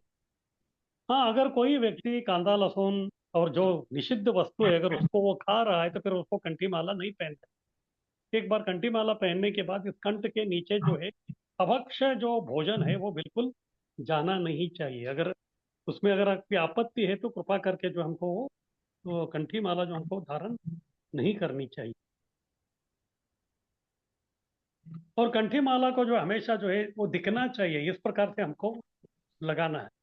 हाँ, अगर जो है अगर आपका नौकरी या फिर आप जिधर काम कर रहे हो उधर जो थोड़ा आपत्ति है, तो फिर जो है थोड़ा लंबा करके उसको आप नीचे भी उसको ये कर सकते हैं, लेकिन कंठी माला जो है वो पहनना जो है बहुत ही आवश्यक है। तो ये हो गया वैष्णव चिन्ह धारणा। फिर उसके बाद 22वां है नामाक्षर धृति। नाम अक्षर धृति। जैसे आपने देखा होगा कुछ लोग जो है गोपी चंदन से इधर लिखते हैं हरे कृष्णा, राधे कृष्णा। इस प्रकार नाम का अक्षर जो है हम उसको लगा सकते हैं। इससे क्या हो जाता है, इससे भी जो है हमारा शरीर जो है वो बहुत ही आध्यात्मिक जो है वो बन जाता है।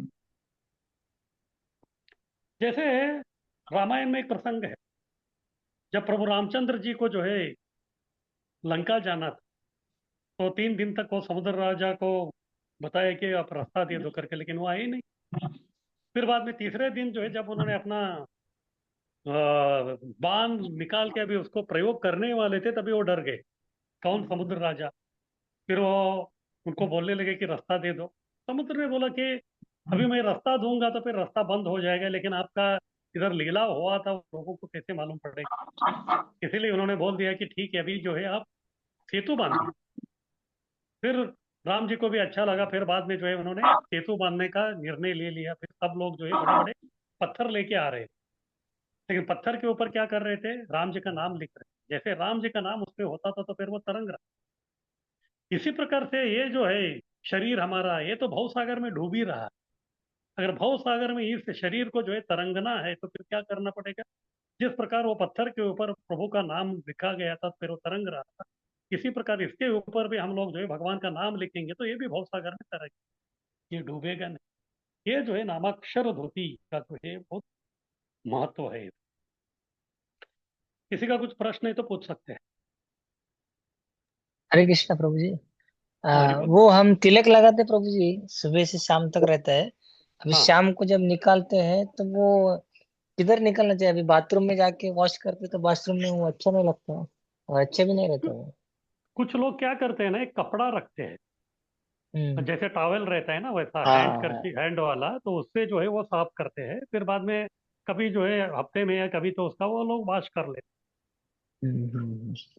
अच्छा, चलेगा वैसा हैं। फिर तो हाँ, करना फिर इस चाहिए। प्रकार आप कपड़ा भी रखेंगे ना, फिर जैसे हम बीच में लगाते हैं, बीच वाला हम्म। साफ करने के लिए भी वो जो कपड़ा है उसी का आप इस्तेमाल हाँ, उसका भी इस कपड़ा ही इस्तेमाल आज करता हूँ। आज आज ये आज शाम को पोंछते समय कपड़ा यूज करें, चलेगा, वो कपड़ा थोड़ा यूज गिल्ला करके करके। उसको रख दीजिए, नया लगा दीजिए। हम्म।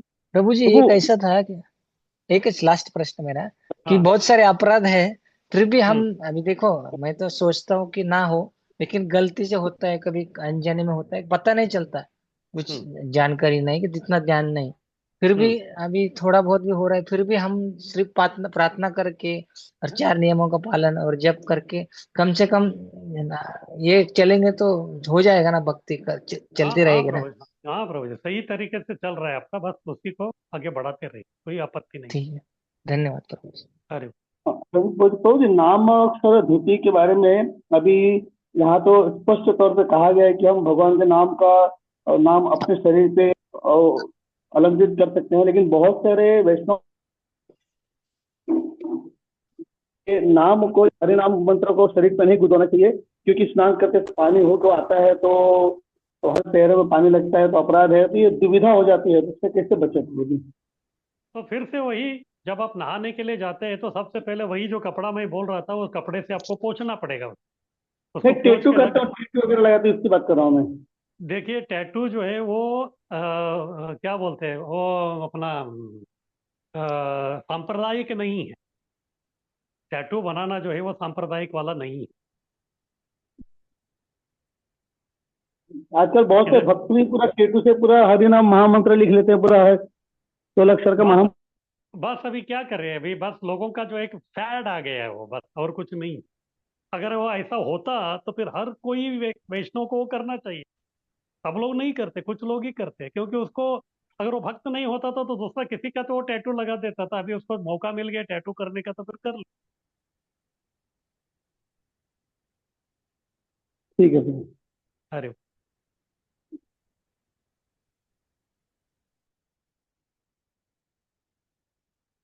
हरे कृष्णा प्रभु जी, दंडवत प्रणाम। हाँ बोलिए प्रभु जी, जो भक्ति नहीं करता उसको यमदूत आने आते हैं लेने के लिए, तो बाद में भक्ति करता है उसे कौन आता? आप ही बोले ना कुत्ते का उदाहरण, की जो कंठी माला नहीं डालता है, हम्म।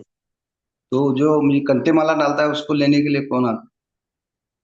घंटे वाला जब वो आता है तो फिर उसका जो भी कर्म है उसके हिसाब से जो उसका डेस्टिनेशन होता है, उसका आत्मा जो है वो चला जाता है। अगर सही तरीके से भक्ति किया है वो, उसका अभी आखिरी जन्म है, तो फिर वो विष्णु दूत या फिर आके जो है उसको लेके चले जाएंगे। अगर उसका कुछ बचा हुआ है तो फिर उसका आत्मा जो है किधर तो स्वर्ग में जाएगा, या ब्रह्म लोक में जाएगा, महर लोक में जाएगा, ऐसा भी चलता रहता लेकिन उसे लेने के लिए कौन आएगा, ये पूछ। है। अगर उसको ब्रह्म लोक जाना है तो फिर ब्रह्मा जी के जो सेवक है वो लेके जाएंगे। फिर हाँ अगर उसका जो है अगर स्वर्ग में जाना है तो फिर देवदूत आके उसको लेके जाएंगे। हाँ। जहां भी आपको जाना है ना, उस उधर के जो है लोग, उधर के जो रिप्रेजेंटेटिव प्रतिनिधि है वो आके जो आपको लेके जाएंगे। धन्यवाद प्रभु जी, हरे कृष्ण। अरे हरे कृष्णा प्रभु जी। हाँ बोलिए। प्रभु जी, ये जो बोल रहे हैं टेटू का नाम, तो भगवान का जो नाम गुदवाए हैं बिना हम्म। जाने, नहीं पता था, तो ये हम्म। कोई अपराध हुआ प्रभु जी? हरे नहीं, अपराध तो कृष्ण। हाँ, अपराध तो नहीं हुआ, अभी कर दिया है तो फिर ठीक है, क्योंकि आपको मालूम नहीं था तो आपने कर दिया, कुछ ये नहीं जी आपत्ति। प्रभु जी, मैं ऐसा कुछ मालूम नहीं था, बस भगवान का नाम सोच के हरे कृष्णा ऐसे बनाए हैं, तो अभी सुन रहे हैं तो कुछ पाप या कुछ अपराध तो नहीं है ना? नहीं, ऐसा कुछ नहीं है। देखिए, अगर कुछ भगवान का नाम गुदवाना ही है तो फिर शरीर पे नहीं, हृदय पे गुदवाई। हृदय पे जी गुदवाना जो प्रभु है जी। बहुत महत्वपूर्ण है। जब तक नाम हृदय पे गुदवाते नहीं तब तक जो है उसकी सफलता नहीं होती। इसीलिए शरीर पे इधर उधर लगाने से अच्छा है हृदय में मन में जो है उसको गुदवाई। उसके लिए जो हर दिन हमको जो है 16 माला ध्यान पूर्वक जप करना है। जी जी प्रभु जी, वो तो होता है प्रभु जी। बस वही है, सबको हृदय में गुदवाना है बस। टैटू हमारा जो है हृदय में होना चाहिए। जी प्रभु जी, धन्यवाद प्रभु जी, हरे कृष्णा। अरे वाह। हाँ, हरे कृष्णा प्रभु जी। कृष्ण प्रभु जी। हाँ बोलिए। हरे कृष्णा। हाँ बोलिए महात्मा दास जी। हाँ प्रभु जी, धन्यवाद प्रणाम। प्रभु जी, कंठी माल डालने के बाद भूत पिशाच ऐसा बाधा नहीं होता ऐसा बोलते हैं, क्या यमदूत नहीं आते? लेकिन इधर खानापुर में एक भक्त है माता जी को, अभी हम्म 1 साल हुआ प्रभु जी, उनको थोड़ा भूत पिशाच का ऐसा बाधा हो रहा है प्रभु जी। हम्म। तो क्या उसको क्या उपाय है प्रभु जी? कंठी माल तिलक भी है उनका और दीक्षित भक्त भी आए हो, बहुत ऐसा बहुत त्रास हो रहा है प्रभु जी उनको। हाँ तो तो ठीक उसके है, लिए कुछ। अगर ज्यादा तकलीफ हो रहा है तो फिर भूत छुड़ाने वाला कोई है तो उधर जाके भूत छुड़वा दीजिए। फिर बाद में जो है वो शांत होके वो अच्छी तरह से कर सकते हैं। नहीं प्रभु जी, उन्होंने बहुत ऐसा प्रयत्न भी किया है, हम्म। लेकिन कुछ हल नहीं आ रहा है, इसलिए। हाँ देखिए, कुछ जो हमारे कर्मा ऐसे रहते हैं कि वो इतना खतरनाक रहता है हमको समझ में नहीं आता। क्योंकि अभी हम लोग हाँ तुरंत अभी भक्ति में आए हैं तो फिर 10-15 जन्मों का हमारा जो कर्मा है वो तुरंत नहीं निकलता। कुछ जो हमारा हाँ कर्मा है उसको हमको भुगतते रहना पड़ता है। हाँ हाँ हाँ, ये भक्ति जो है बटन दबाया सब कुछ हो गया ऐसा होता नहीं। उसको समय लगता है। जैसे सही बटन बात। दबाने के बाद फैन जो है तुरंत चालू नहीं होता, भले ही वो 5 नंबर का स्पीड पे क्यों ना हो, उसको घूमने के लिए समय लगता है। तो इसी प्रकार से जो है हमारे सही कर्म बात। क्या क्या है हमको कुछ मालूम नहीं। तो इसीलिए जो है तब तक उनको थोड़ा सहन करना पड़ेगा जो भी है। और जैसे देखिए ये हाँ जो भूत बाधा का आप एक बोल रहे हैं, और दूसरा जो है भूत बाधा तो छोड़ दीजिए, कभी कभी व्यक्ति बीमार हो जाता है। तो बीमार हो गया तो हाँ जो है केवल वो कंठी पहनने से बीमार जाता है ऐसा नहीं है। भगवान ने आपको बुद्धि दिया है तो उसके लिए आपको डॉक्टर के पास जाना पड़ेगा। जाके जो है आपका जो कर्मा निकालने के लिए जो भी जो ट्रीटमेंट लेना है वो लेना है। फिर जैसे वो निकल जाएगा तो फिर बाकी सब काम करेगा। इसी प्रकार से भूत बाधा भी जो है एक प्रकार का बीमारी ही है। तो उसको जो है निकालना हाँ पड़ेगा। हाँ, कुछ जो बीमारी रहते हैं वो जाते नहीं, जैसे कैंसर वाला है वो बहुत लंबे समय तक रहता है। तो ये भी उसी प्रकार का है। ये थोड़ा सटल सूक्ष्म प्रकार का बीमारी है ये। सही बात है प्रभु जी। और नरसिंह कवच भी करते हैं, हनुमान बस सब चालीसा करते भी रहना है, पढ़ते हैं प्रभु सब जी वो। करते देखिए सब करते रहना है, लेकिन जब तक हमारा वो कर्मा हाँ का अकाउंट खत्म नहीं होता ना तब तक वो होता नहीं। अभी होता क्या है कि जब हम लोग भक्ति करते हैं तो कम से कम हम लोग आत्महत्या नहीं करते। फिर ये जो कष्ट आता है ना, ये कष्ट सहने की शक्ति जो है भगवान हमको देते हैं। लेकिन बाकी भक्तों का वो नहीं रहता है। जैसे आता होता है तो फिर उनको लगता है कि मुझे बस आत्महत्या करना है। कम से कम भक्त लोग ऐसा नहीं करते। ठीक है, उसके जीवन में वो संकट आता है, लेकिन वो संकट को झेलने के लिए जो शक्ति है ना वो भगवान देते भगवान। तो कम हो जाएगा ना प्रभु जी, उनका थोड़ा हैं। हो जाएगा, सवाल धीरे था धीरे हो इसलिए। जाएगा। धीरे धीरे हो जाएगा उनको बस। हाँ ठीक है क्या प्रभु जी, देखिए धन्यवाद, देखिए हरे कृष्ण। देखिए जैसे ऋतु है, जैसे गर्मी का मौसम आ हाँ गया तो फिर वो गर्मी होता ही है। तभी आप बारिश की अपेक्षा हाँ नहीं कर सकते। जैसे बारिश का मौसम आ ठीक। जाता है तो फिर तभी जो है तभी गर्मी की अपेक्षा नहीं कर सकते। ये सब ऋतु के समान है। तो इसीलिए जो है गीता में कृष्ण अर्जुन को बोलते हैं बस, तेन अस्मिन् यथा देहे, हाँ कौमारम यौवनम जरा वो है, फिर बाद में मात्रा स्पर्शस्तु कौन्तेय, शीतोष्ण सुख दुःखदा शीतोष्ण। आगम अपायनो अनित्य तम तितिक्षस्व भारत। ये तो आते रहते जाते रहते, हमको केवल सहन करना है। अभी देखिए वो जो बड़े बड़े जो महात्मा लोग थे उनको भी जो है प्रॉब्लम थी। जैसे सनातन गोस्वामी थे, जब उन्होंने केवल दूषित पानी हम्म, पी लिया तो उनको भी जो है फोड़ी वीड़ी सब कुछ ये सब हो ही गए। तो वो सहन किया जब हाँ तक ये नहीं होता। इस प्रकार ऐसा नहीं कि भक्ति करने से भौतिक बाधाएं नहीं आते, वो आते, कभी कभी ज्यादा भी आते। क्योंकि भगवान ये चाहते हैं कि आपका जीवन फास्ट फॉरवर्ड हो जाए, जल्दी जल्दी कर्मा खत्म हो जाए, फिर आप मेरे पास आ जाए। और जब तक हम इधर का कर्मा का अकाउंट खत्म नहीं करते तब तक हम लोग भगवत धाम जा भी नहीं। इसीलिए जो है कभी कभी भगवान सही। फास्ट फॉरवर्ड कर देते। जैसे परीक्षित महाराज थे, उनका तो राज्य पाठ अच्छा चल रहा था, राजर्षि थे। लेकिन भगवान का इच्छा हो गया कि इनको जल्दी बुलाना है, तो फिर बाद में जो है सांप का जो है वो प्रकरण था, वो जो है फास्ट फॉरवर्ड हो गया उनके जीवन में। अभी देखिए इतना भक्त है तो भक्त जो है वो मरा हुआ सांप वो उनके गले में डालने का वो कभी कभी जो हमको लगता है कि ये क्या पागलपन है कर, लेकिन वो भगवान की इच्छा थी, तभी वो हो गई। तो 7 ही दिन में जो है सब खत्म होके जो है भगवान उनको अपने पास बुला ली। ऐसे कभी कभी होता है, किसका क्या ये है। तो भगवान की क्या योजना है हमको मालूम नहीं है, केवल यही देखना है कि वो व्यक्ति भक्ति करते रहे और उस पे जो बाधाएं आ रहे उसको सहने का जो है शक्ति भगवान उनको दी।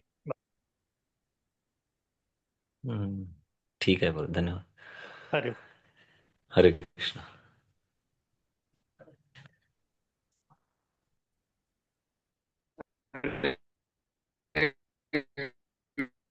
हरि बोल।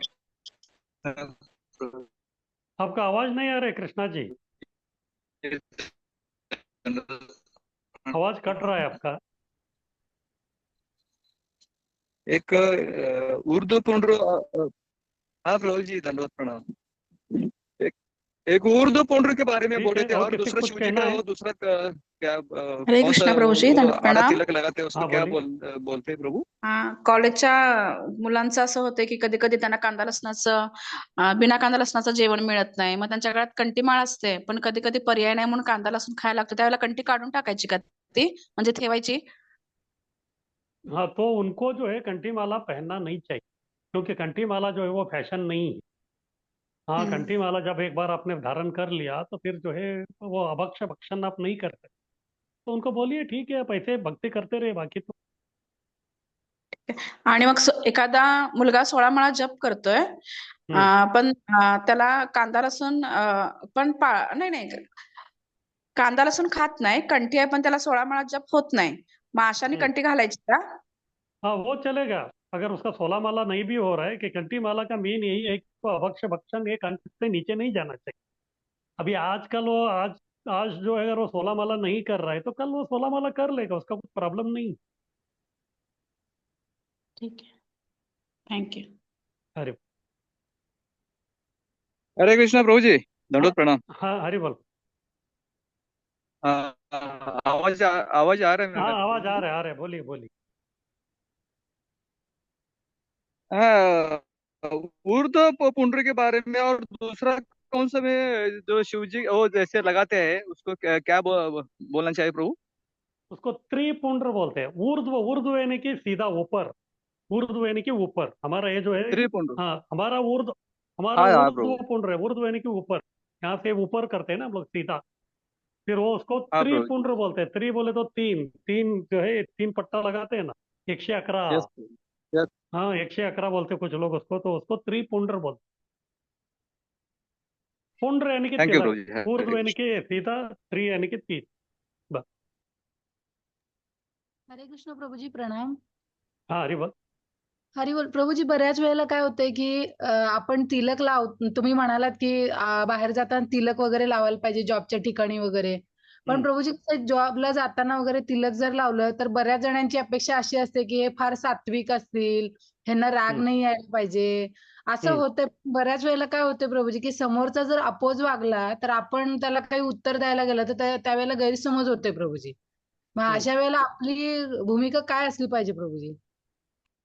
तो देखिए, जब हम लोग बाहर की दुनिया से सब ये इस प्रकार का ये सब व्यवहार करते हैं, तो तभी जो है हमको थोड़ा सोच समझ के करना चाहिए। अगर मान लीजिए कि उससे जो है मेरा ज्यादा कुछ बिगड़ने वाला नहीं है, तो फिर पंगा लेने का कोई आवश्यकता नहीं।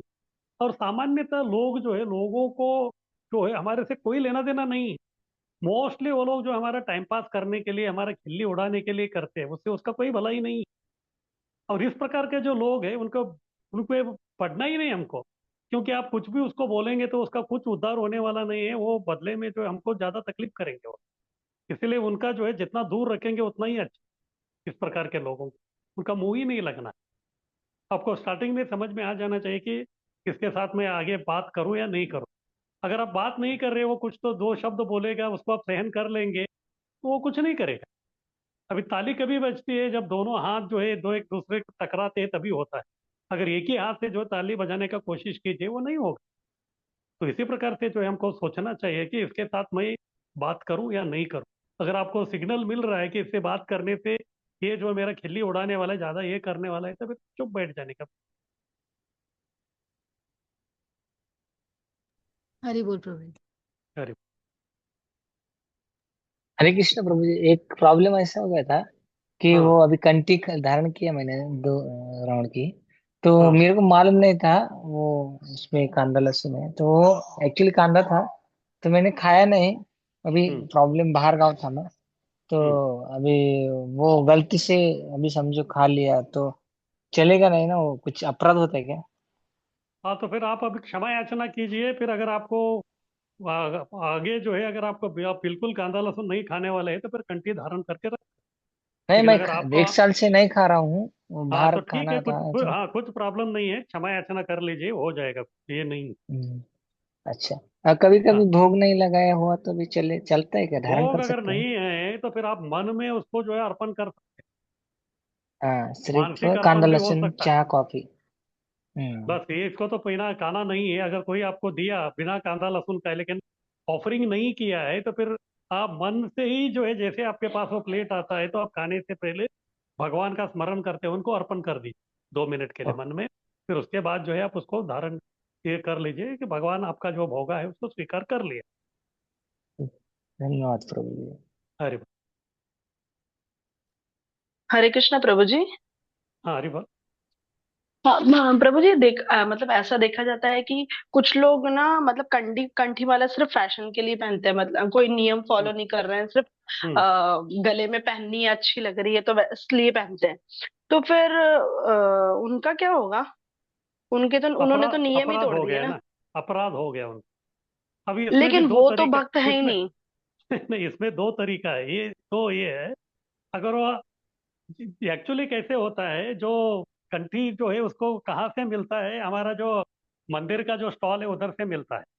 तो इसीलिए वो जो मंदिर का जो स्टॉल का जो इंचार्ज है उसको ये मालूम होना चाहिए, हर टाइम वो किसको कंठी देता है तो फिर उसको बताना पड़ेगा कि ये फैशन वाला नहीं है, ये कोई लॉकेट नहीं है, इसके नियम क्या है उसको बताना पड़ेगा। अगर वो बिना बताए सबको दे रहा है तो फिर उसका अपराध का जो है कुछ प्रतिशत उसको भी चला जाता है। और वो लोगों को कुछ मालूम नहीं, इसने ऐसे ही दे दिया फिर वो ये कर रहा है, तो फिर वो हमेशा वो गड़बड़ होता है। बहुत सारे लोगों को जो है वो मालूम नहीं है वो क्या है करके, अगर वो आप उनको समझाएंगे, फिर लोग जो है डरते हैं एक्चुअली, ये सब आप बताएंगे तो। नियम के बिना वो ये करना है तो फिर उनको अच्छा भी लगता है, तो फिर अगर वो क्वालिफाइड नहीं है तो फिर वो समझ जाएंगे कि बस मुझे नहीं करना। जैसे जपमाला भी है, जपमाला हर कोई व्यक्ति लेता नहीं है, उनको मालूम है उसके बस की बात नहीं है। तो इसी प्रकार से कंठी माला भी वैसे ही, क्योंकि वो भी तुलसी का ही है। इसलिए जो व्यक्ति उधर बेच रहा है, तो जो कंठी माला कोई मांग रहा है, उसको देखना चाहिए कि ये पहले ऑलरेडी कंठी माला पहना है कि नहीं पहना। अगर नहीं है तो फिर उसको बताना पड़ेगा कि उसका क्या नियम है। नहीं तो फिर जो है बस चलो मेरा सेल हो रहा है, इस प्रकार से वो करेगा तो फिर वो अच्छा नहीं। यस प्रभु जी। तो मतलब हमें अगर कोई पूछता है तो हमें भी पूरे नियम बता के फिर उनको पूरा बोलना चाहिए, बताना पहले ही आप वेट पूरा, करो। हाँ, वो सब बताना ही पड़ेगा, क्योंकि ये कोई फैशन नहीं है, ये आध्यात्मिकता का ये है। फिर अपराध हो जाएगा ना उसके प्रति। फिर बाद में यस दूसरा प्रभु। क्या है, अगर कोई कंठी माला ऐसे ही पहन लिया फिर वो नॉनवेज भी खा रहा है, फिर लोगों को लोग एक तरह ये उसको लगाने से सब चलता है कर। वो ऐसा नहीं होना चाहिए, नियम तो नियम ही है। Yes Prabhu ji, thank you. अरे वाह।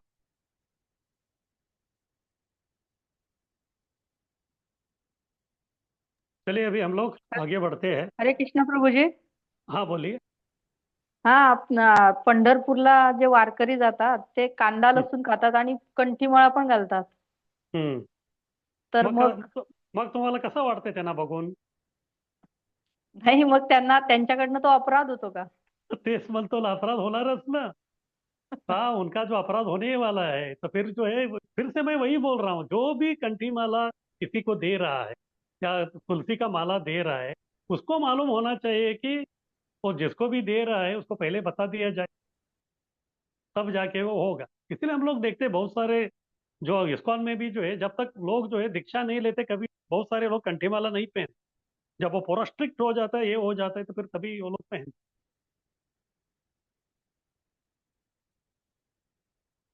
हरे कृष्ण प्रभू. हैं। हरि बोल। हरे कृष्ण प्रभु जी, दंडवत प्रणाम. हाँ, हरि बोल।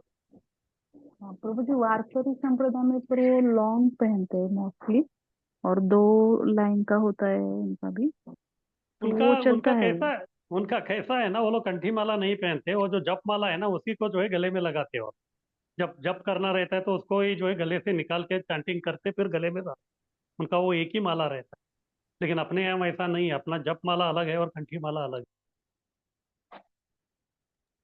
पर अभी मोस्टली बहुत सारे यंग लड़के दिख रहे हैं प्रभु जी ऐसे कि जो है। कंठी माला भी पहनते हैं, मतलब वारकरी। तो ठीक है, उनको आने दीजिए, आकर्षित होने दीजिए, कुछ भी नहीं है तो ठीक है। अगर वारकरी भी है तो फिर आप जो है दो शब्द उनको बता सकते हो उसका महिमा क्या है, क्या है।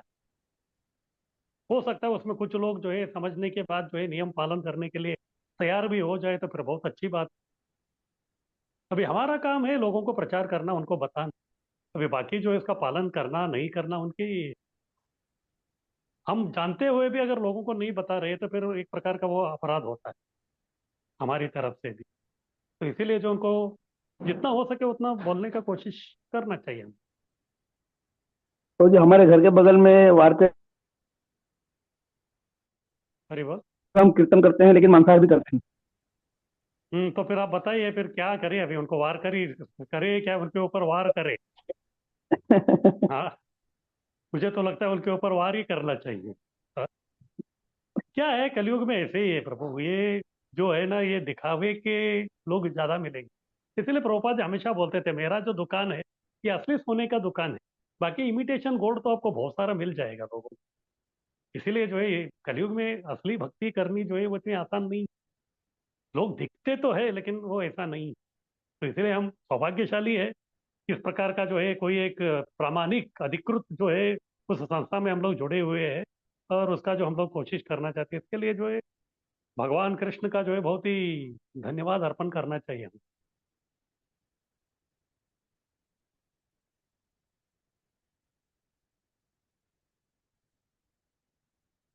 तो ठीक है, आगे बढ़ते हैं। आगे है 23वां निर्माल्य धारणम। तो निर्माल्य हरे वो कृष्ण वस्तु प्रभु जी। है। एक हाँ बोलिए।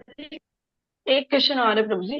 प्रभु जी है हाँ। ना, जैसे मैंने ये भी सुना है कि जब हम प्रीच करते हैं किसी को, और हम्म। हमने अगर किसी को जपमाला दी जपने के लिए, और हम्म। उन्होंने थोड़ा टाइम जपा फिर उन्होंने छोड़ हम्म। दिया, तो फिर हम्म। उसका भी अपराध हमें लगता है, क्या ये सही है क्या? नहीं नहीं, उसका ये नहीं है क्योंकि आपने अपना काम कर दिया है, लेकिन वो जो है वो काम नहीं कर रहे तो क्या करे। जैसे घर में बच्चा है, बच्चे को जो है शिक्षण देने के लिए जो है माता पिता पूरा जो है प्रयास कर रहे हैं, लेकिन वो बच्चा ही सीखने के लिए तैयार नहीं है तो फिर आप माता पिता को दोष नहीं दे सकते। तो इसी प्रकार से हम अपना काम कर रहे हैं तो फिर उनको अपना जो है वो आगे बढ़ाना है। अगर दुर्भाग्यवश जो है वो उसको अपने जीवन में जो आगे नहीं बढ़ाया है तो फिर उसके जो है हम भागीदारी नहीं बन। ओके प्रभु जी। जैसे इस्कॉन में भी देखिए, जो गुरु है वो दीक्षा दे देता है, फिर दीक्षा के समय में जो शिष्य है वो सब वचन दे देता है, लेकिन बाद में जो अगर वो नियमों का पालन करना बंद कर दिया तो फिर वो एक दृष्टि से गुरु के प्रति वो अपराध, गुरु का अपराध नहीं होता है, वो शिष्य का अपराध। शिष्य को उसका अपराध का जो है वो ज्यादा भुगतना पड़ता ओके प्रभु जी, समझ में आ गया। है। अरे हरे कृष्ण प्रभू जी। हाँ बोलिए। काही वेळा काय होतं की लोक वेगळ्या असतात पण त्यांना काय खायचं असेल म्हणजे कांदा लसूणचं जेवण वगैरे, तर ते कंठीमाळा उतरतात आणि मग ते प्रसाद म्हणजे ते ग्रहण करतात आणि परत म्हणजे त्याचा काय अपराध होतो?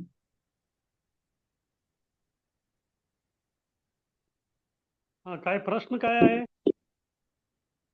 म्हणजे काही वेळा लोक काय करतात, कांदा लसूण खायचंय मग वेळात ती कंठीमाळा उतरून ठेवतात आणि मग ते ग्रहण करतात, तर त्याने काय अपराध होतो? नहीं, ऐसा ऐसा नहीं चला, इस प्रकार नहीं चलता। हाँ, एक बार वो धारण किया तो धारण कर दिया, उसको निकालना नहीं है। तो हमेशा एक बार धारण किया तो हमेशा धारण करके ही रखना है।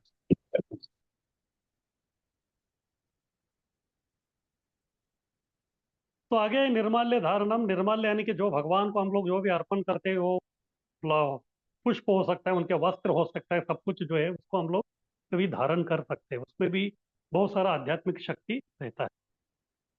फूल मालाएं स्वीकार करना। अगला निर्देश यह है कि मनुष्य को अर्च विग्रह को अर्पित की गई पुष्प मालाएं पहननी चाहिए। इस संदर्भ में श्रीमद् भागवत में कृष्ण से उद्धव कहते हैं, हे कृष्ण, मैंने आपके द्वारा प्रयुक्त और भोगी गई वस्तुएं यथा फूलों की मालाएं, साधुओं के वस्त्र, अलंकरण, तथा वस्तुएं ग्रहण कर ली है, और मैं आपके उच्छिष्ट भोजन को ही खाता हूँ, क्योंकि मैं आपका तुच्छ दास हूँ।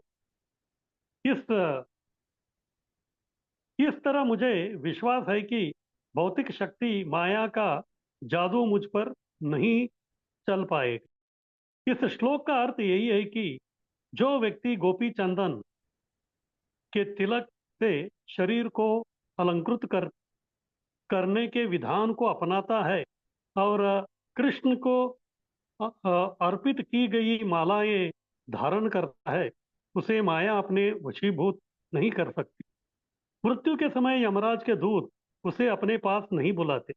यदि वह सारे वैष्णव नियमों का पालन नहीं भी करता, किंतु यदि वह कृष्ण प्रसाद ग्रहण करता है तो वह क्रमशः वैष्णव पद को प्राप्त करने का पात्र बन जाएगा। इसी प्रकार स्कंद पुराण में ब्रह्मा जी नारद से कहते हैं, हे नारद, जो व्यक्ति कृष्ण को अर्पित फूलों की माला को अपने गले में धारण करता है, वह समस्त रोगों तथा पाप कर्मों के फलों से मुक्त हो जाता है और पदार्थ के कलमश से क्रमशः छूट जाता है। इस प्रकार से भगवान का ये जो निर्माल्य है को धारण करना जो है बहुत आवश्यक है, क्योंकि भगवान के शरीर से जो है कई समय तक ये स्पर्श किया हुआ है, और जब तक वो स्पर्श किया है तब तक जो उसमें भगवान की जो आध्यात्मिक शक्ति है वो संचरित है, और उसको जब हम लोग धारण करते हैं तो फिर हम हमारे शरीर में भी जो है उस प्रकार का आध्यात्मिक जो शक्ति है वो संचरित होता है। इसमें दो चीज है, इसको अगर आप अपमान करेंगे निर्माल्य का तो फिर जो है आपका पतन हो जाएगा। अगर आप उसको धारण करेंगे तो फिर आपका जो है प्रगति हो जाएगी। सबसे पहला प्रसंग है, अगर निर्माल्य को जो है अगर आपने अपमान करेंगे तो फिर आपके लिए अच्छा नहीं है। और ये जो निर्माल्य है ये भगवान का हो सकता है, गुरु का हो सकता है, या फिर वरिष्ठों का भी हो सकता है। जैसे दुर्वासा मुनि एक बार जो है घूमते घूमते स्वर्ग में आए, तो तभी कुछ अप्सराएं एक उनका जो नंदन कानन जो गार्डन है उधर जो है कुछ फूलों का चयन कर रहे थे, उनको माला बनानी थी। तो जैसे उन्होंने देखा दुर्वासा मुनि आ रहे थे, तुरंत जो है उन्होंने उन फूलों का एक माला बना दी। फिर बाद में दुर्वासा मुनि को उसको पहना दिया, फिर उनका आशीर्वाद ले लिया। दुर्वासा मुनि बहुत ही अच्छे मिजाज में थे, बहुत खुश थे। और ये जो नंदन कानन स्वर्ग लोक के जो फूल रहते हैं वो हमारे धरती के या कलयुग के फूल जैसे नहीं दिखते हैं, लेकिन उसमें कोई सुगंध नहीं रहता। लेकिन वो जो फूल थे उसमें जो है बहुत ही सुगंध था, और सुगंध इतना था कि उसके गिर्द गिर्द जो है भौरे मंडरा रहे। जब उन्होंने माला बनाया तभी भी वो फूलों में ये जो है भ्रमर जो है मंडरा रहे थे। जब दुर्वासा मुनि उसको पहना तभी भी जो है भ्रमर जो है मंडरा रहे। लेकिन सौभाग्यवश कोई भी जो भ्रमर है दुर्वासा मुनि को जो है कुछ क्षति नहीं पहुंचाया, इसीलिए जो है वो क्रोधाविष्ट नहीं हुए, और बहुत ही अच्छे मूड में थे। जा रहे थे, सामने से देखा कि इंद्र आ रहे हैं,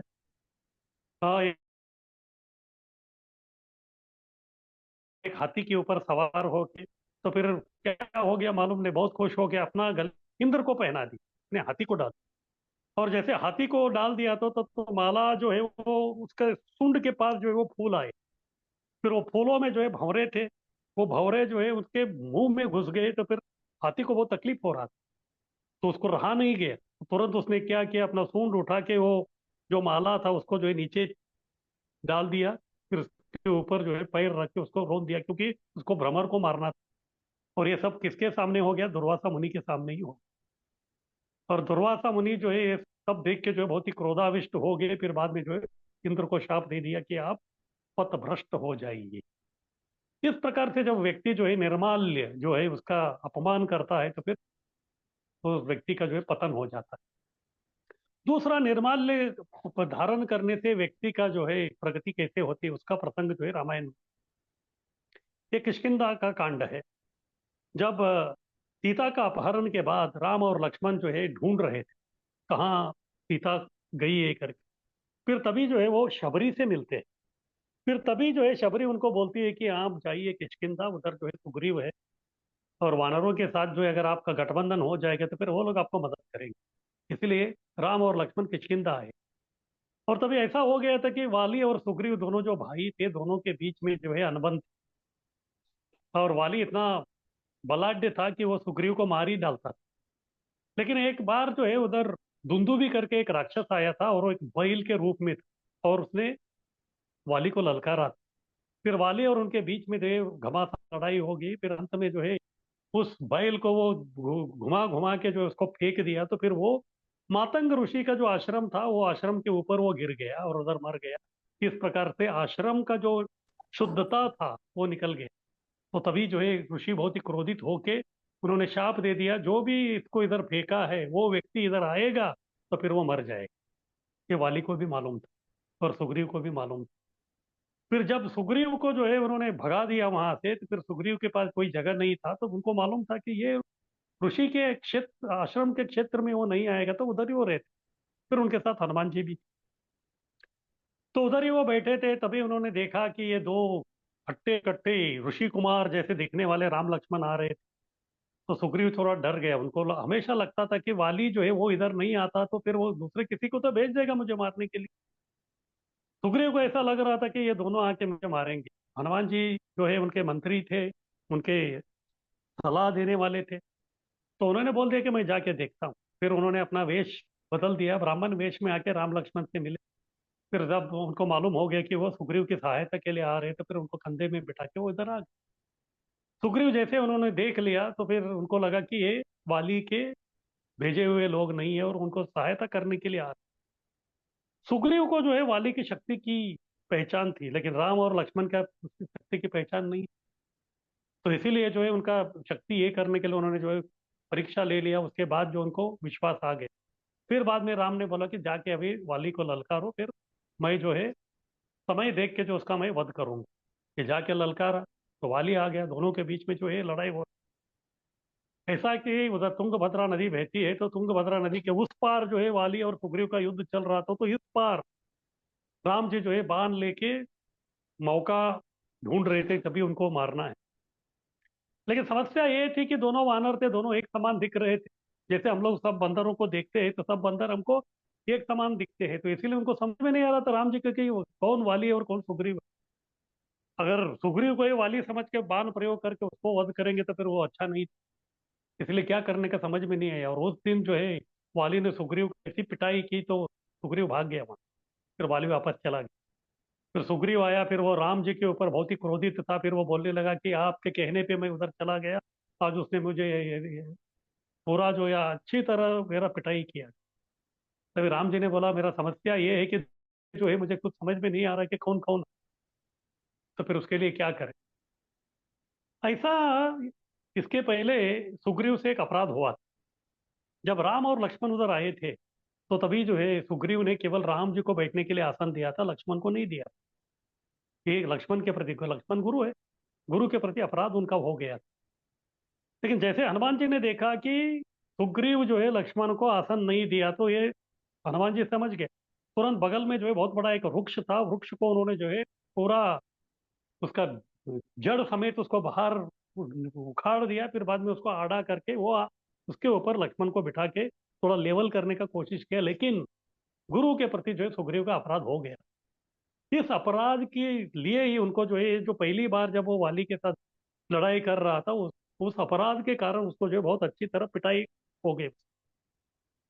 तो फिर अभी क्या करना था, तो हनुमान जी समझ गए अभी क्या करना है। उनको समझ में आ गया कि जब तक गुरु की कृपा इनके ऊपर नहीं होती तब तक ये जीतने वाला नहीं।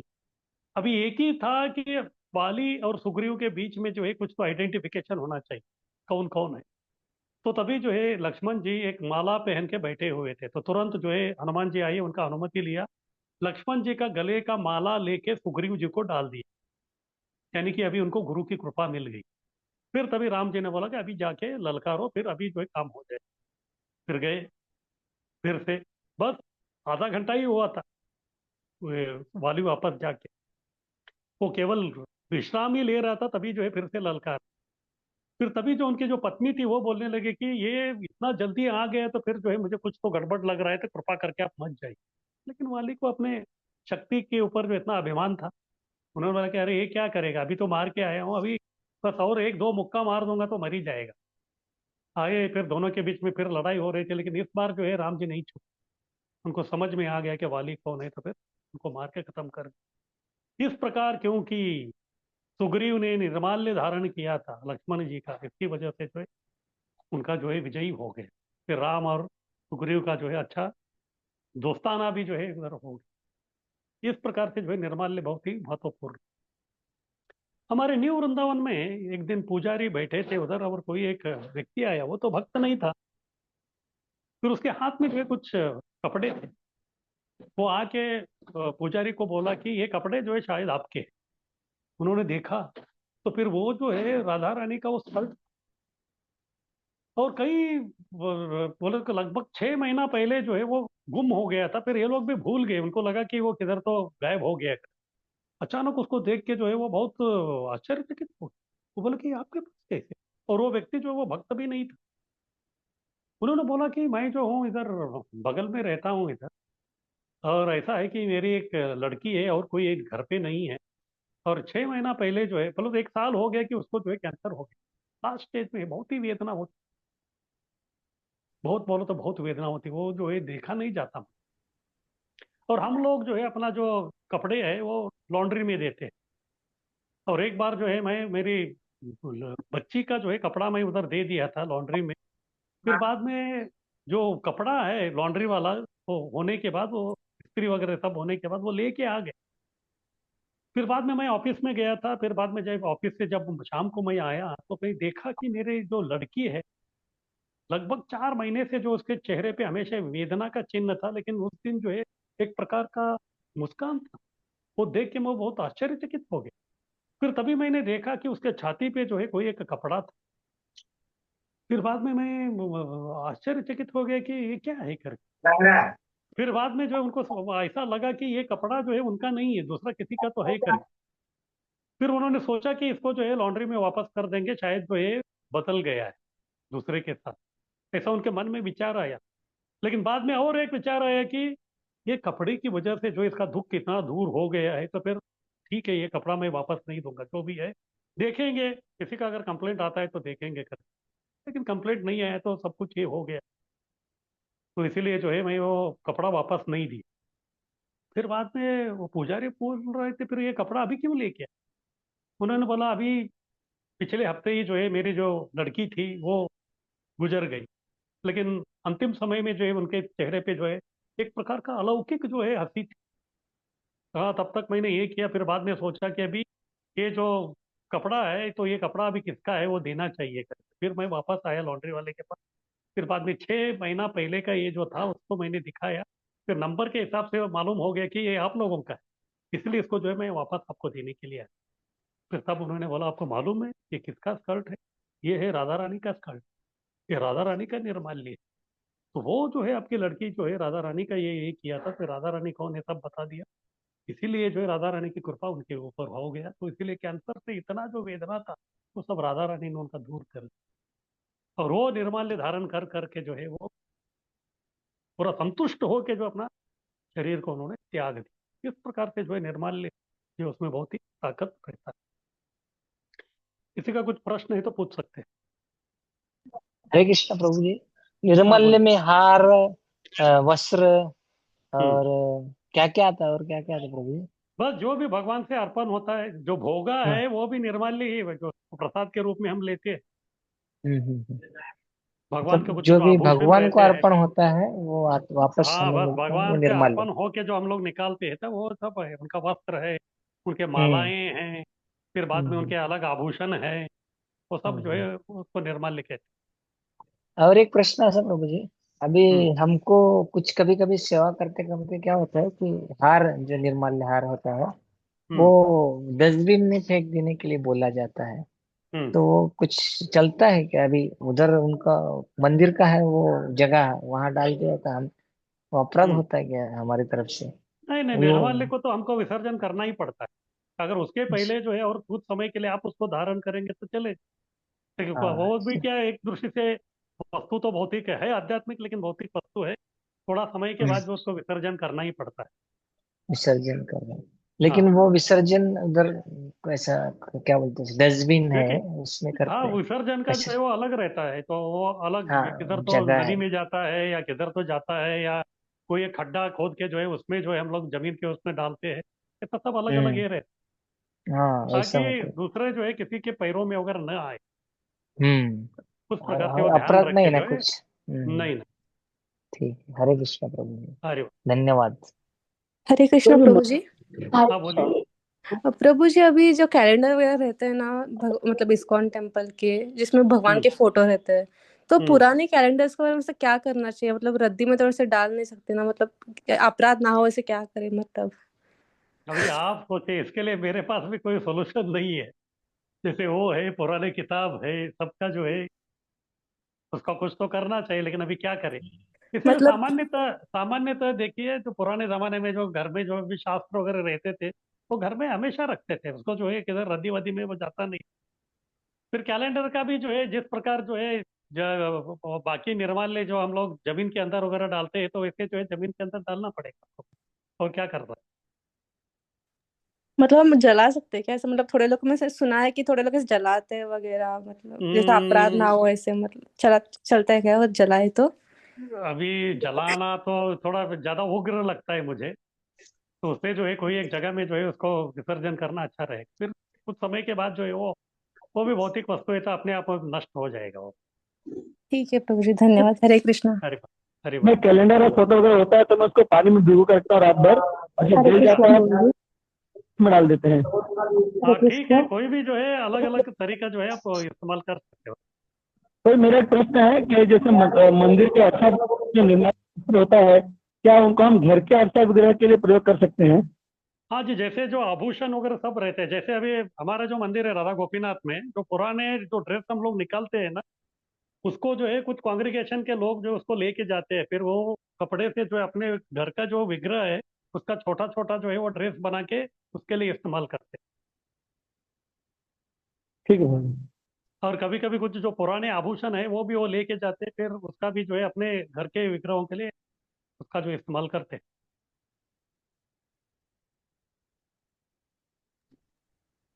हाँ, हरे कृष्णा प्रभु हरे जी। हाँ बोलिए। कृष्णा। हरे कृष्णा। हाँ बोलिए, जय श्री जी। भगवंताचं निर्माल्य आपण दंडवत प्रणाम प्रभु जी। हाँ बोलिए। प्रभु जी, मैं कह रही थी, जैसे हम लोग कभी कभी मंदिर में जाते हैं, ये जैसे यात्रा में जाते हैं, तो हर कोई मतलब भगवान जी के जब अपन दर्शन करते हैं, तो ऐसे भगवान जी के जो चरणों में ऑफर किए हुए जो फूल है, कुछ भी ऐसे मतलब उनकी तरफ से मिलने के लिए हम लालायित होते हैं, हम्म या कोई भी हमें फूल दे देते हैं या कुछ प्रसाद जो मिलता है, तो हम तुलसी मिल जाती है कभी कुछ, तो हम बहुत संभाल के रखते हैं अपने पास, हम्म और फिर हम्म मतलब वो पर्स में रहती है कितने दिन तो रखते रखते, और फिर अचानक वो सूख जाएगी या कहीं गिर जाती है, तो ये भी हम्म अपराध हो जाता है क्या? नहीं, अनजाने में कुछ हो गया तो उसका ये नहीं है, तो उसको आप ऐसे ही रख सकते हो, सूख के भी आपके पास ऐसे ही रहेगा ना, कुछ ये नहीं है। जैसे चैतन्य महाप्रभु को मिलने के पास गोपाल भट्ट गोस्वामी थे, तो जब वो निकल रहे थे तभी उन्होंने जो अपना आसन दे दिया था उनको। वो आसन आज भी जो है राधा रमन मंदिर में है, उसको हर दिन जो है वो लोग स्नान कराते हैं, पानी डालते हैं। फिर भी 500 साल हो गए लेकिन उसको कुछ नहीं हुआ। वो एक प्रकार का आध्यात्मिक ये रहता है, इस प्रकार निर्माल्य अलग अलग प्रकार के रहते हैं, तो फिर बस उसको रखिए, वो हमारे लिए सोवेनियर यानी कि एक प्रकार का स्मरणिका है। कभी कभी उसको देख के जो है हमको भगवान के जो असीम कृपा हमारे ऊपर हुआ था, तो वो हमको याद आता रहेगा। थैंक यू प्रभु जी। हरे कृष्ण। हरे हरे कृष्णा प्रभु जी। हाँ बोलिए प्रभु।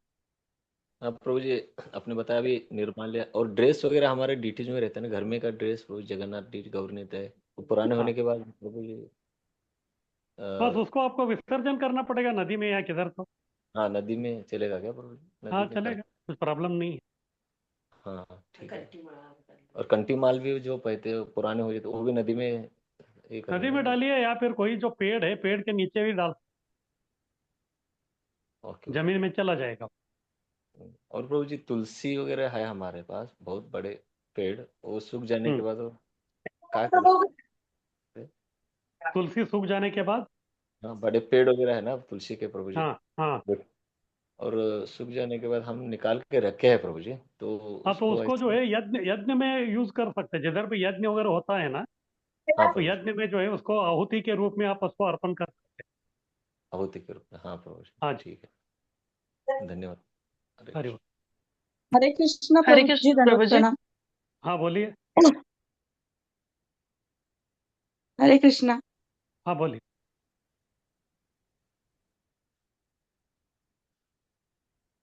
बोलिए मान लीला जी। हरे कृष्णा। हाँ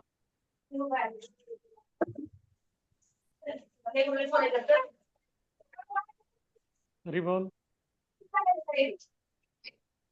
हरे कृष्ण प्रभु जी। हाँ बोलिए।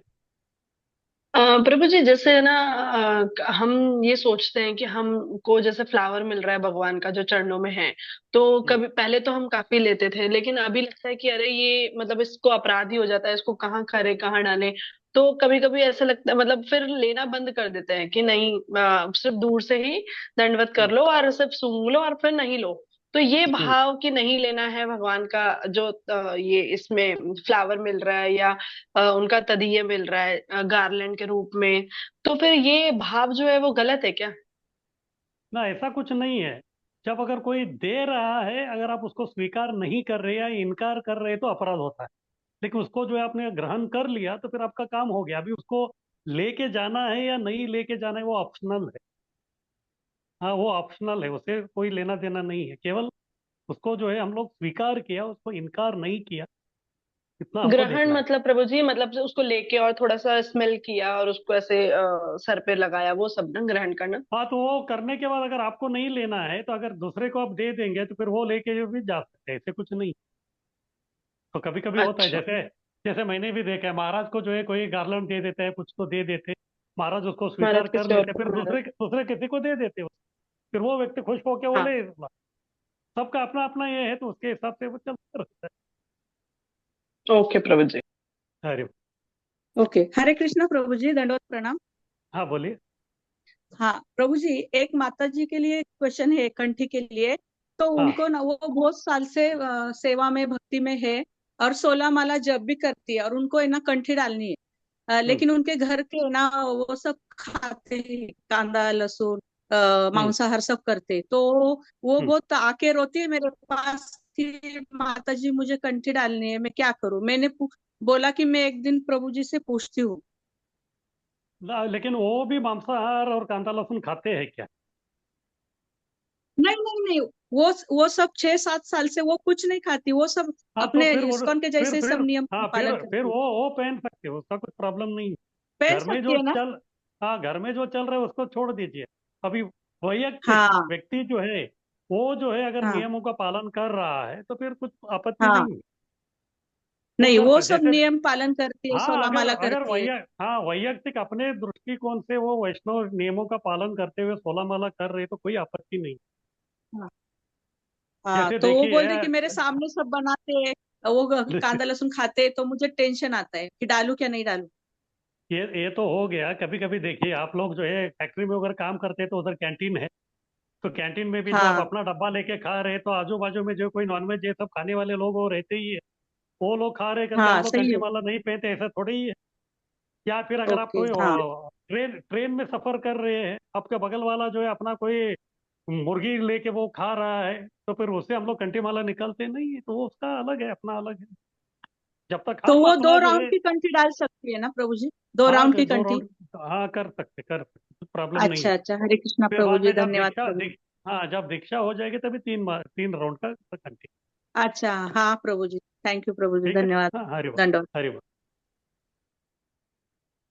हरे हरे कृष्णा कृष्णा प्रभु प्रभु जी। जी। हाँ बोलिए। प्रभु जी, मैं आप जैसे अभी बोले कि तुलसी जी के जो सूखे पेड़ पौधे होते हैं वो हवन में यूज कर सकते हैं। मैंने हाँ किसी से जी, सुना है प्रभु जी कि जो तुलसी की सूखी हुई डंडी होती है उसमें कापूस लगा के आप भगवान के पास दीपक जला सकते हैं। वो भी कर ऐसा सकते हैं, या फिर किसी को जो है उसका माला बनाने के लिए भी आप उस लकड़ी को दे सकते हैं। तो अलग अलग उसका इस्तेमाल है, बोले तो अंत में उसका इस्तेमाल हम लोग आध्यात्मिक तरीके से ही कर रहे हैं। जी प्रभु जी, मतलब हम लोग दीपक जला सकते हैं उस तुलसी हाँ जी, के बहुत नीचे। सारे लोग दामोदर अब इसमें जो है वो तुलसी का इसका ही जो है कापूस लगा के उसका ही अर्पण कर। जी अंत जी में प्रभु। वो विष्णु को ही अर्पण हो गया है ना। जी प्रभु जी।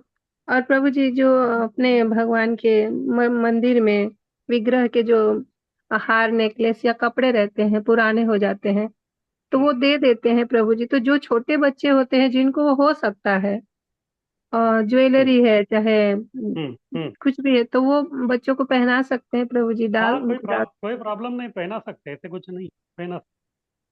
जी प्रभु जी, धन्यवाद प्रभु जी। हरे अरे कृष्ण। हरे कृष्णा प्रभु जी। हाँ बोलिए। हाँ, घरचेच विग्रह भरपूर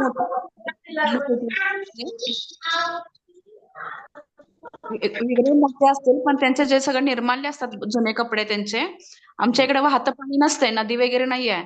मग आम्ही ते हरे कृष्ण महामंत्र म्हणून स्टीलची बुट्टी नवीन असते त्याच्यामध्ये आम्ही अग्नी अर्पण करत होतो. तर हे चुकीचं होतं का? काय वस्त्र तुम्ही काय करत होता? वस्त्र जुने वस्त्र आहेत ना, आमच्या इकडे वाहतं हाँ पाणी नाही नदी वगैरे. हाँ तर आम्ही हरे कृष्ण महामंत्र म्हणत ते एक स्टीलची नवीन बुट्टी असते त्याच्यामध्ये ते आम्ही अग्नी अर्पण करत होतो त्याच्यामध्ये ते वस्त्र किंवा ते ठीक मणी. ठीक ठीक आहे, चालेल. ते पण एक प्रकारचं यज्ञ झालं ना, म्हणजे यज्ञामध्ये तुम्ही भगवंतांना आहुती देता, चालेल, काही प्रॉब्लेम नाही. ठीक आहे, थँक्यू. अरे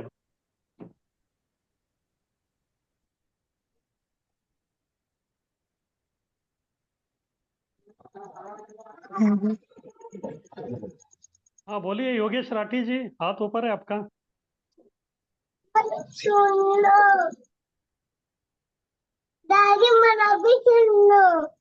हरे कृष्णा प्रभु जी। एक और पूछना था प्रभु जी। हाँ बोलिए।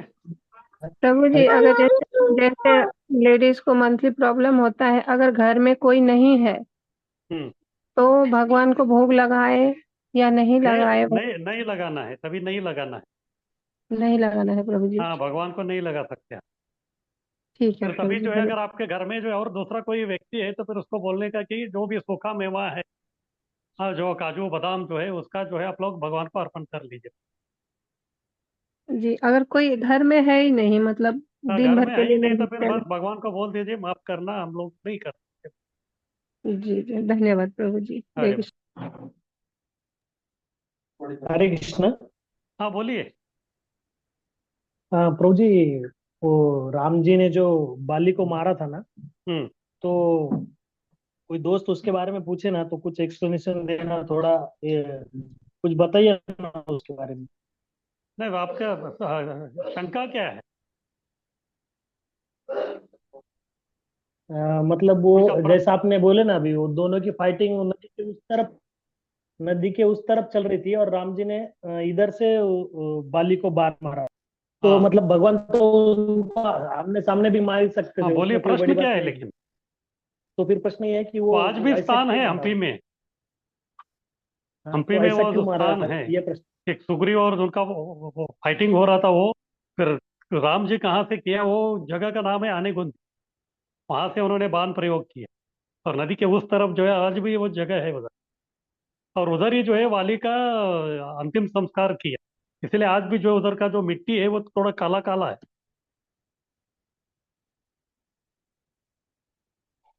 तो मतलब ऐसा क्यों मारा प्रभु जी? सामने क्यों नहीं मारा? सामने। हाँ जी, हरी बोल।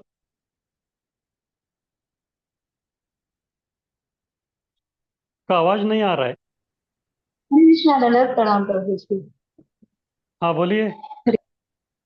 एक्चुअली मैंने भी वो राम का जो कथा आपने बोला ना किष्किंधा में, तो जस्ट मैं एक दिन उसमें मेरा थोड़ा, मैं बोल रही हूँ कि मैं सोच रही थी भगवान को तो सब पता रहता है, उनका ऐसा हो ही नहीं सकता कि उसको बाण नहीं, उनको समझ में नहीं आ रहा है वाली कौन है सुग्रीव कौन, लेकिन वो अपराध था इसलिए भगवान ने वो उसको थोड़ा हमें उनको क्या बोले, थोड़ा पनिशमेंट हो गया है ना उस हाँ वजह वो तो से। वो तो होना ही है ना। अभी अपना लक्ष्मण जी के प्रति अपराध हो गया उनका, तो इसीलिए जो है पहले इनिंग्स में वो अच्छी तरह पिटाई हो गई उनकी, लेकिन दूसरे इनिंग्स में जो है हाँ, उन्होंने जीत लिया।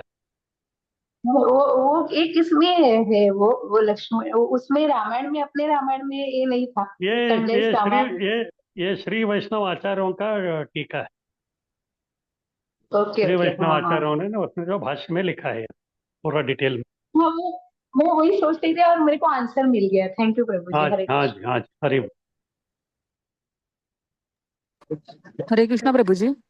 हाँ बोलिए। प्रभु जी, जैसे मंथली साइकिल में हम भोग तो नहीं दिखाते, लेकिन प्रभुपाद जी को दिखाते तो चलेगा प्रभु जी? जनरली उनको भी नहीं दिखाना चाहिए, क्योंकि वो भी आध्यात्मिक व्यक्ति है उसके लिए। अच्छा, ओके, ठीक है प्रभु जी। हाँ हरे प्रभु कृष्णा। जी, हरि बोल। फिर प्रभु जी हम लोग जो भोग अपने लिए बनाएंगे वो बिना अर्पण किए कैसे पाएंगे? तो मन में आपको अर्पण करना है, जी प्रभु जी। मन में अर्पण करना। जी धन्यवाद प्रभु जी। हरि बोल।